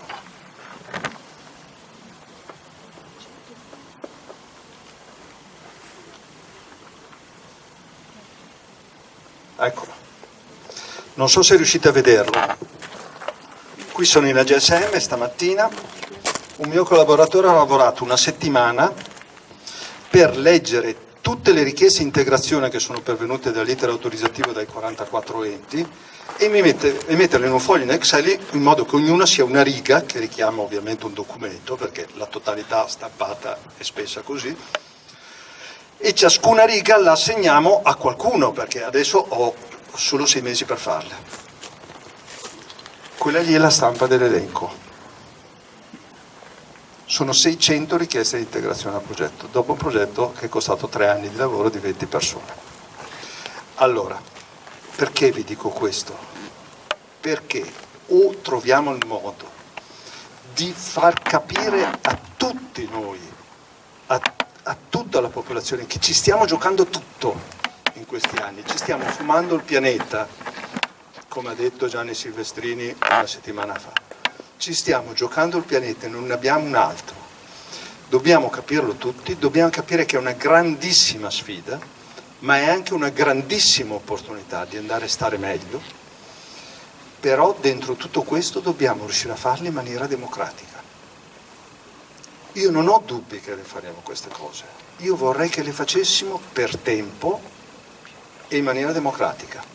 Più facciamo passare il tempo di quel grafico che vi ho fatto vedere prima, più i disastri saranno evidenti e più le azioni per dover essere intraprese saranno brusche, sgradevoli e probabilmente imposte.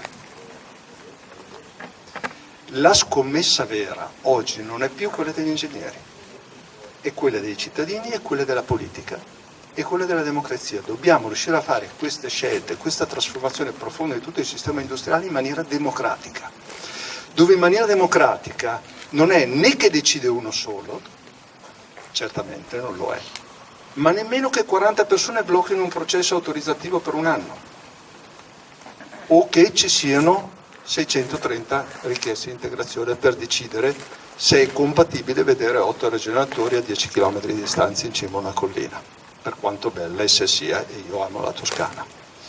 Ecco, io mi fermo qua, mi scuso di essere stato un po' disordinato, ho dato dei messaggi forse un po' frammentari, se volete che andiamo più sul tecnico sono qua per questo, quindi farei un giro di domande se avete ancora fiato e un po' di dibattito.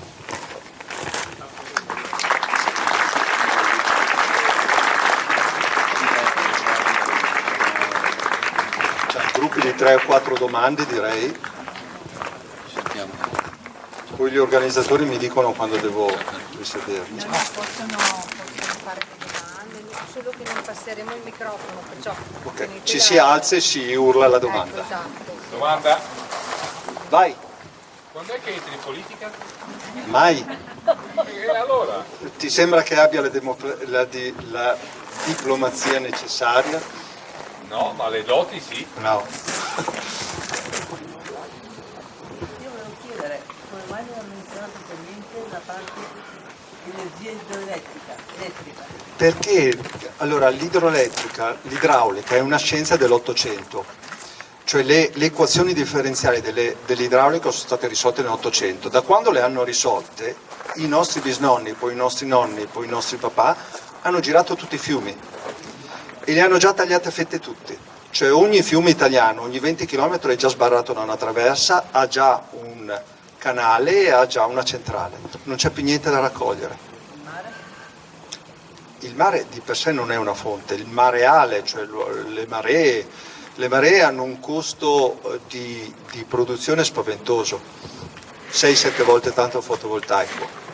Perché? Perché per sfruttare il mareale devi fare delle opere grandissime di cemento, devi fare come un bacino sostanzialmente, devi fare un grandissimo bacino, come una grandissima diga circolare, fa conto. Quando il mare sale apri le porte, la fai entrare dentro, poi il mare scende, turbini e produci. Però quest'opera ha un costo che è spaventoso. Poi c'è anche la risorsa, la fonte ondosa cosiddetta. Si stima che l'1% dell'energia mondiale possa venire da lì. Il tema è proprio questo, e non lo dico per te, assolutamente, al massimo rispetto.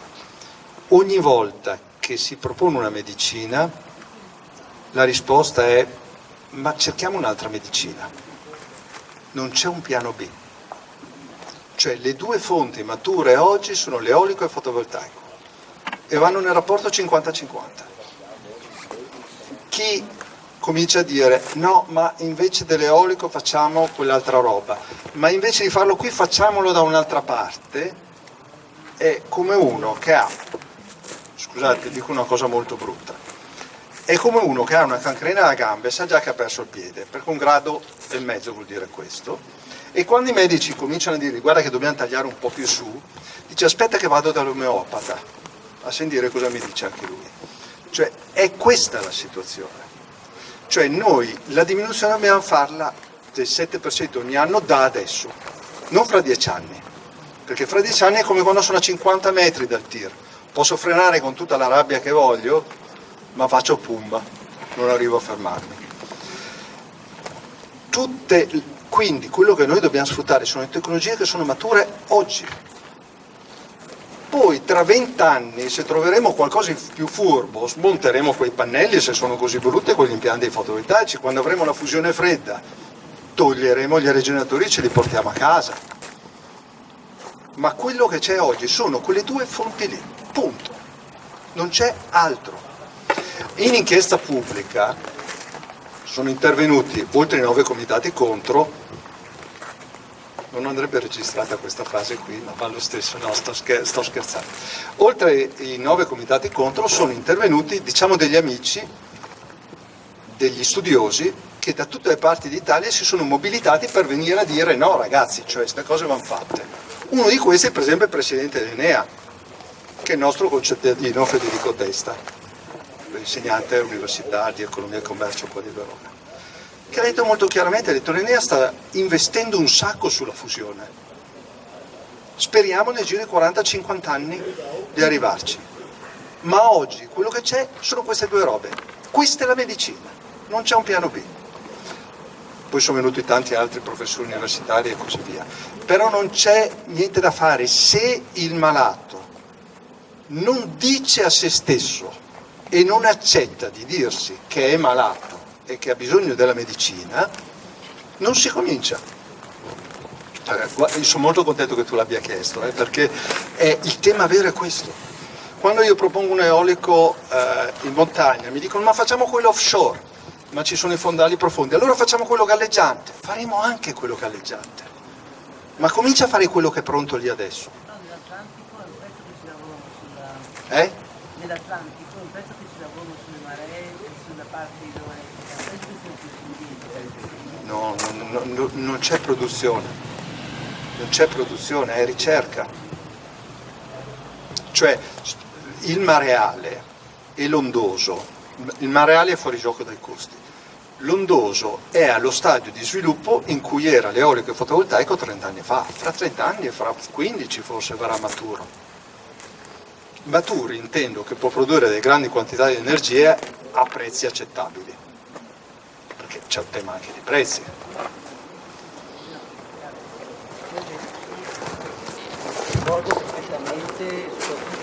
Concordo perfettamente, soprattutto quando dice la burocrazia, i se, i ma, eccetera. Quindi va bene le due opzioni, però eventualmente come integrativo, perché sicuramente queste danno un buon contributo.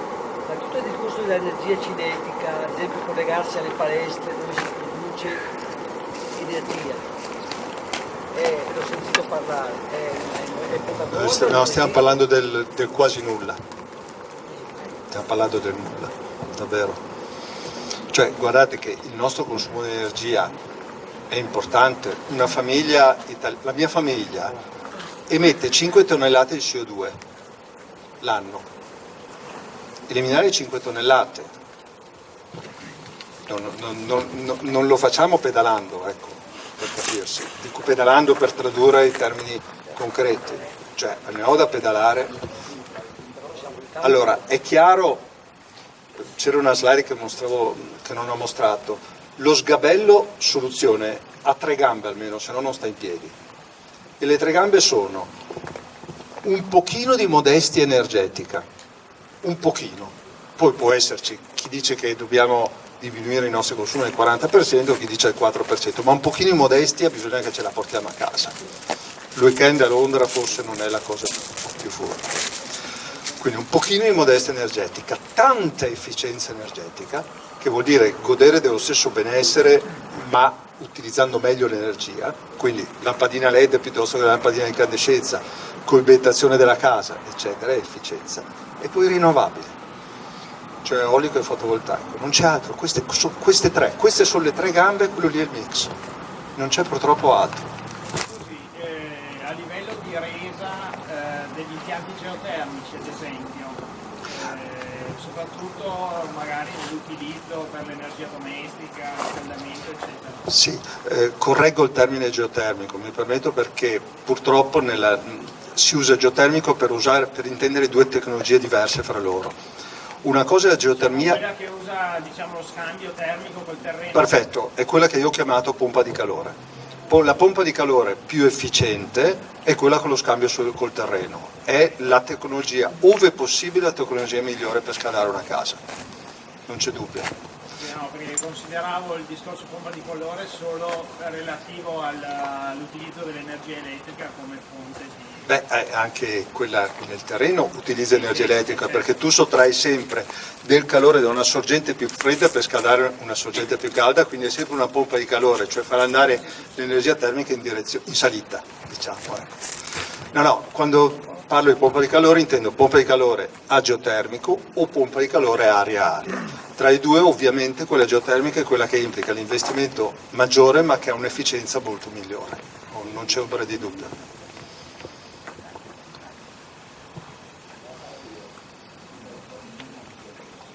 Scusi, c'è un problema di smaltimento dei pannelli fotovoltaici? No, guardi, oggi non l'ho fatto, ma lo faccio sempre quando vado ai convegni, scrivo questa domanda in un foglio di carta e la tengo girata e quando me la fanno la giro perché lo faccio?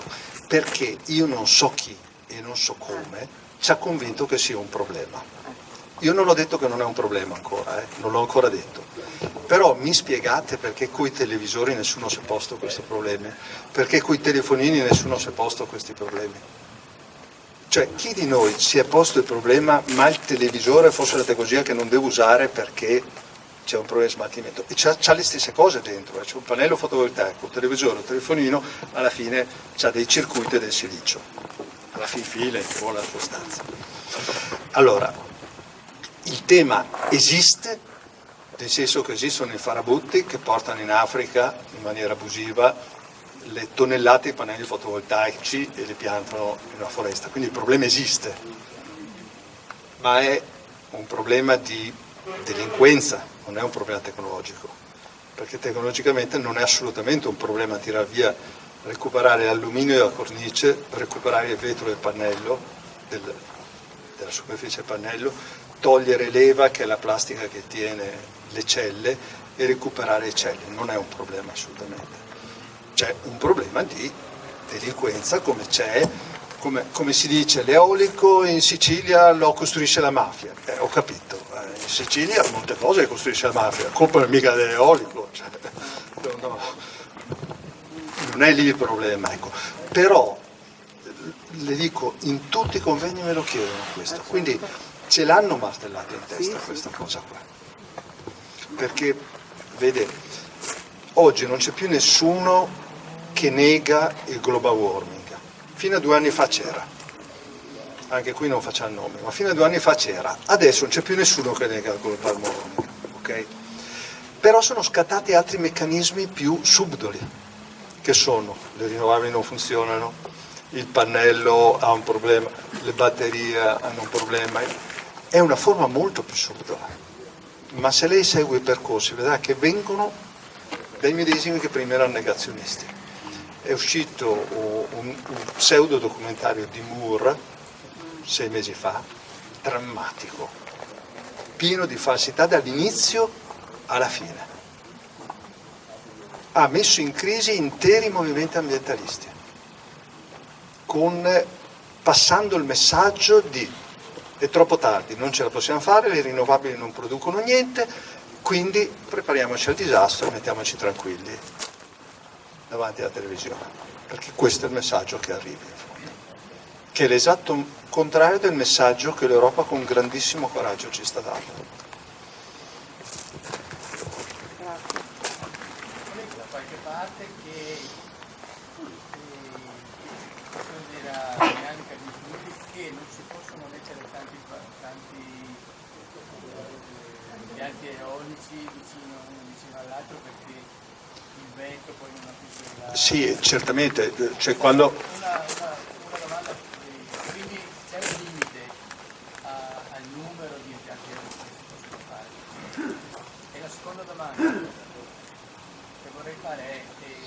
le motivazioni dei comitati, che sicuramente lei è in grado di contestare, hanno un qualche fondamento? Quali sono queste? Allora, la prima domanda è molto semplice perché è tecnica, quindi è molto semplice. Ovviamente, siccome è energia cinetica, come correttamente lei ha detto, scusate, ogni tanto mi scappa il tu, ogni tanto il lei, portate pazienza, mi emoziono. E trattandosi di energia cinetica, produco solo se rallento il vento. Quindi è chiaro che dietro il ragionatore non ho la stessa velocità di vento che ho davanti. Quindi non posso mettere gli ragionatori in seconda fila, per capirsi. Quello in seconda fila deve distare almeno 5 diametri o 7-8 diametri da quello davanti. Quindi per prendere quelli di Rivoli che conoscete bene, che fanno diametro del rotore, sì. Quei rivoli hanno un diametro del rotore di 90 metri, quindi una seconda fila potrei farla a 500 metri più indietro. Il problema però è un altro. Il problema è che il vento c'è solo in certi posti, quindi l'eolico ha un limite fisico, che è quello dei posti che hanno risorsa eolica. E i posti che hanno risorsa eolica sono sui crinali. Noi non abbiamo le grandi pianure del nord spazzate dal vento, quindi per noi l'eolico vuol dire crinali e quindi vuol dire spesso ambienti di un certo pregio, mentre il fotovoltaico posso farlo anche su superfici non di pregio, capannoni industriali, tanto per cominciare, le cave dismesse, le zone industriali dismesse, e solo man mano andare a consumare territorio prezioso, no? Pensate che qui a Verona c'era un progetto di 500 megawatt di fotovoltaico, che vuol dire 700 ettari, nelle zone del Custoza Doc, cioè bisogna essere picchiato in testa per pensare a una cosa così, anche qui non dico i nomi. È chiaro che il fotovoltaico è estremamente, se ben collocato, è estremamente più facile. Cioè se lo metto a terra su una superficie agricola è più impattante dell'eolico perché consuma 10 volte tanto di superficie a parità di produzione. Ma se ho l'intelligenza di metterlo in superficie a basso pregio, è chiaro che è una risorsa quasi infinita. L'eolico ha una sua finitezza. Prima ho dato dei numeri per dare un ordine di grandezza, più o meno per le stime che ho fatto io, che sono diverse magari da quelle che fanno altri, ma non di ordine di grandezza, intendiamoci, grosso modo dovrebbe essere sufficiente, una volta coibentati tutti gli edifici, una volta efficientati i consumi, dovrebbe essere buono un 1-1,5% del territorio nazionale, quindi che riesce a coprire non interamente con i tetti, però insomma con i tetti ne fai già un bel pezzo, e un 8.000 km di crinali eolici. È una mia stima, ce ne sono tanti in giro, nelle slide che vi ho mostrato ce ne sono molte di più, però ecco, non è che sbaglio, i numeri sono più o meno quelli lì. Poi ovviamente qualcuno può dire no, risparmiamo di più e facciamo meno chilometri, va bene, uno può dire no, risparmiamo di meno, però sì, non siamo a discutere di questo, ecco. Volevo dare un ordine di grandezza. Ecco, no, i motivi, ci sono i motivi pretestuosi e i motivi veri. I motivi pretestuosi sono sempre 3. Gli uccelli ci sbattono contro. Allora, uno dei comitati che ho contro, lì sul Mugello, è Federcaccia. Quindi lascio ogni commento. Il secondo è dissesto idrogeologico, ma perché è una parola che insomma è facile da dire. Il terzo è il paesaggio. Allora, poi ci sono i motivi veri. I motivi veri è vero che a uno può non piacere vederli, questo lo capisco, è un motivo vero. Non è un impatto vero, perché attenzione, impatto vuol dire consumo di suolo o di acqua o di cibo o di risorsa non rinnovabile. Il paesaggio è una percezione di impatto, cioè può darmi fastidio ed è legittimo che mi dia fastidio ed è legittimo che io non li voglia, ma non è un impatto. Chiaro? Se io dietro casa, faccio per dire, ho una centrale termoelettrica che non vedo perché è interrata, non ho una percezione di impatto, ma la respiro. Se io ho un impianto eolico davanti, ho una continua percezione di impatto, può darmi un fastidio terribile, ma non è un impatto, è una percezione. e poi è una percezione che va commisurata all'utilità di quel bene, è quello che sta facendo. Però è legittimo, cioè a me quando un cittadino dice io non lo vorrei qui, vai a farlo da un'altra parte, è legittima quella posizione. Il problema qual è? Guardate, è di una banalità inaudita. Se tutti i cittadini sono consapevoli che bisogna fare le rinnovabili e bisogna fermare le emissioni di CO2, ma pensano che sia fattibile con la fusione o che sia fattibile con 10 km di eolico, faccio un esempio stupido, è chiaro che quando gli proponi a casa tua l'impianto dice no, vai a farla a casa sua, non a casa mia. Quando dici no, guarda che sono 8.000 km che mi servono, il discorso cambia, perché se acquisisco la consapevolezza che per fermare il disastro davanti a cui sono devo fare 8.000 km, allora è chiaro che devo farlo dappertutto. Allora non scatta più se ho questa consapevolezza il dire lo fai da lui invece che da me, perché lo devo fare da lui e da me. Chiaro? Quindi il tema è di nuovo quello della consapevolezza. Se entriamo nella consapevolezza che c'è una trasformazione profonda, pervasiva, urgente e profonda da fare in tutti i comparti, allora poi non staremo a discutere se è a casa mia o a casa tua, dobbiamo farla dappertutto. Se invece penso che quella cosa lì non serva, o che se ne possa fare un'altra, o che ne basti poco, lo faccio a casa sua, non a casa mia. Chiaro? So che non è una risposta, però ci ho provato. Quanti sono attualmente i chilometri di eolico? 1000 chilometri, tra i 1000 e i 1500, no, quasi 2000 adesso. E di fotovoltaico? Di fotovoltaico so dirglielo in megawatt, di fotovoltaico in questo momento ci sono grosso modo 20 gigawatt. 20 gigawatt sono 20.000 megawatt, quindi sono grosso modo 25.000 ettari. 20.000 ettari ne servono? Ne serviranno? Oh, 20 volte tanto. 20 volte. Me lo passi? Allora, 370.000 km quadri fa 3,7 kg. Scusate, 370.000 fa 3.700 km quadri, 3.700, 37.000, 370.000 ettari. Direi, se non ho sbagliato gli zeri contando 370.000. Mancano zero. Manca uno? L'ho perso per strada? Un chilometro sono 100 ettari, giusto? Quindi ho detto che il territorio italiano sono 370.000 km quadri, giusto? 37.000 km quadri. No, avevo sbagliato a dirlo lì. 370.000 km quadri verranno fuori 370.000 ettari.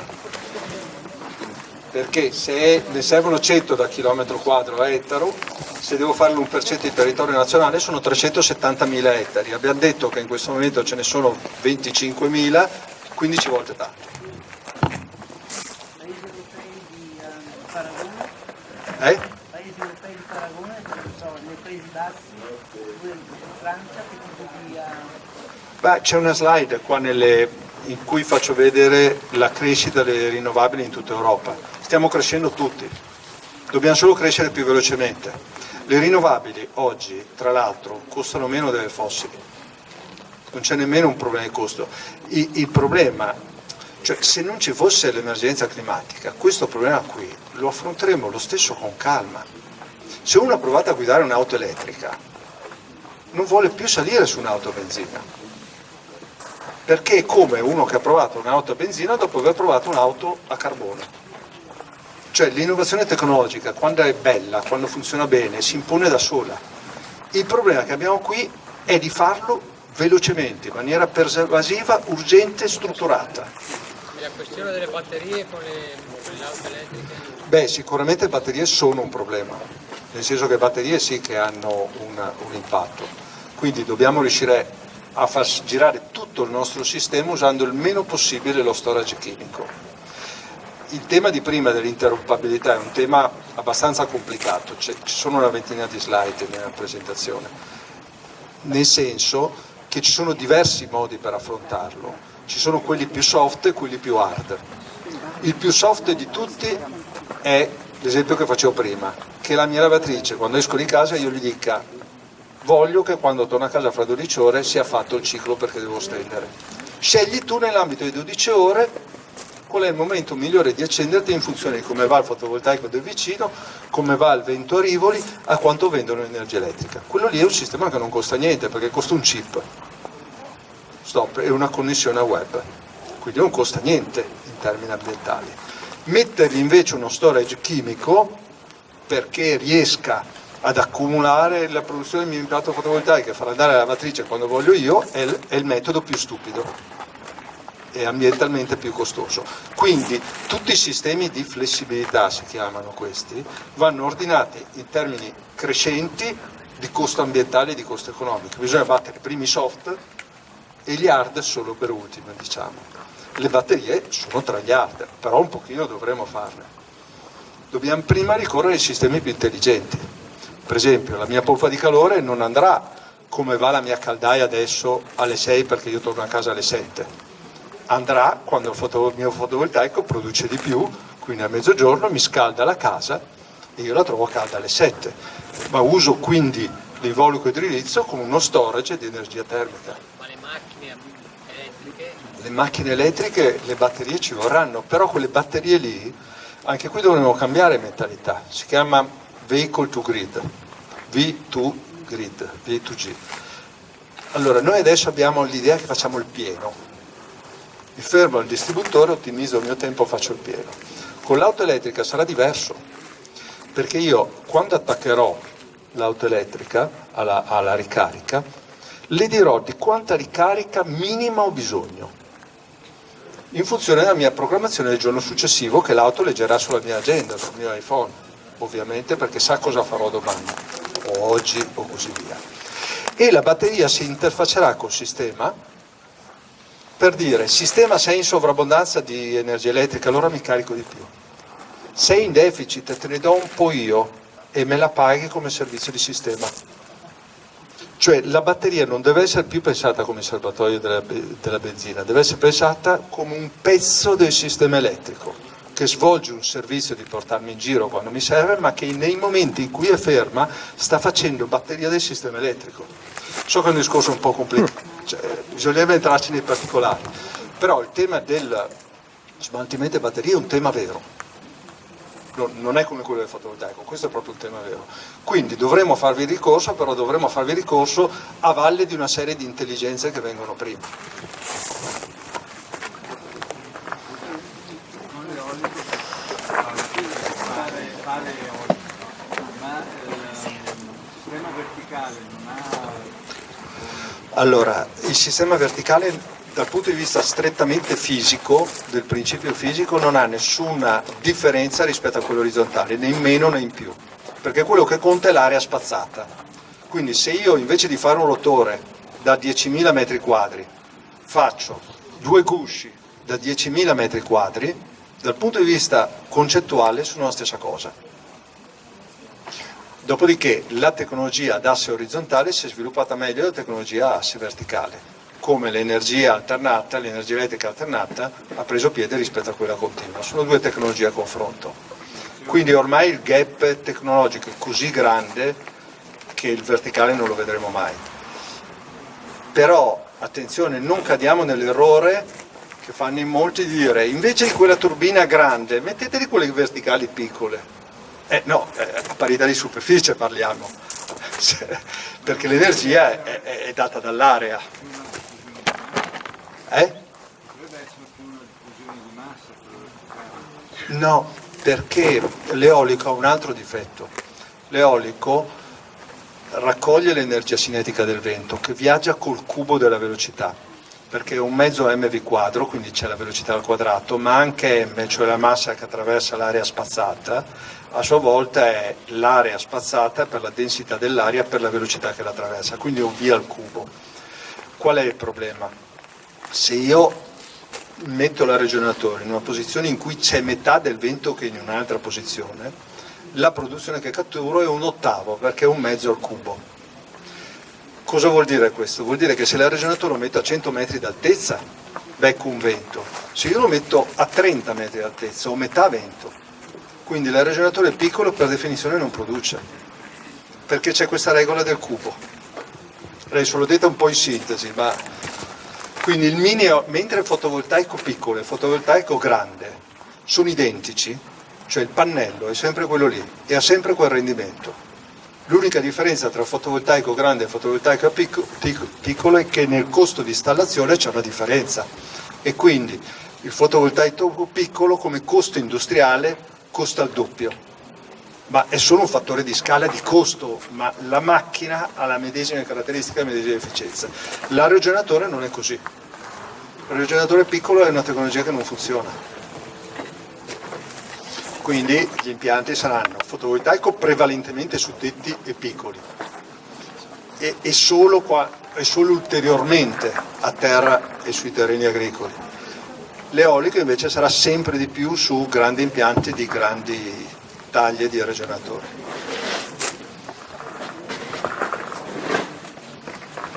Vedo che vi siete appassionati al know-how. Se non ci sono altre domande,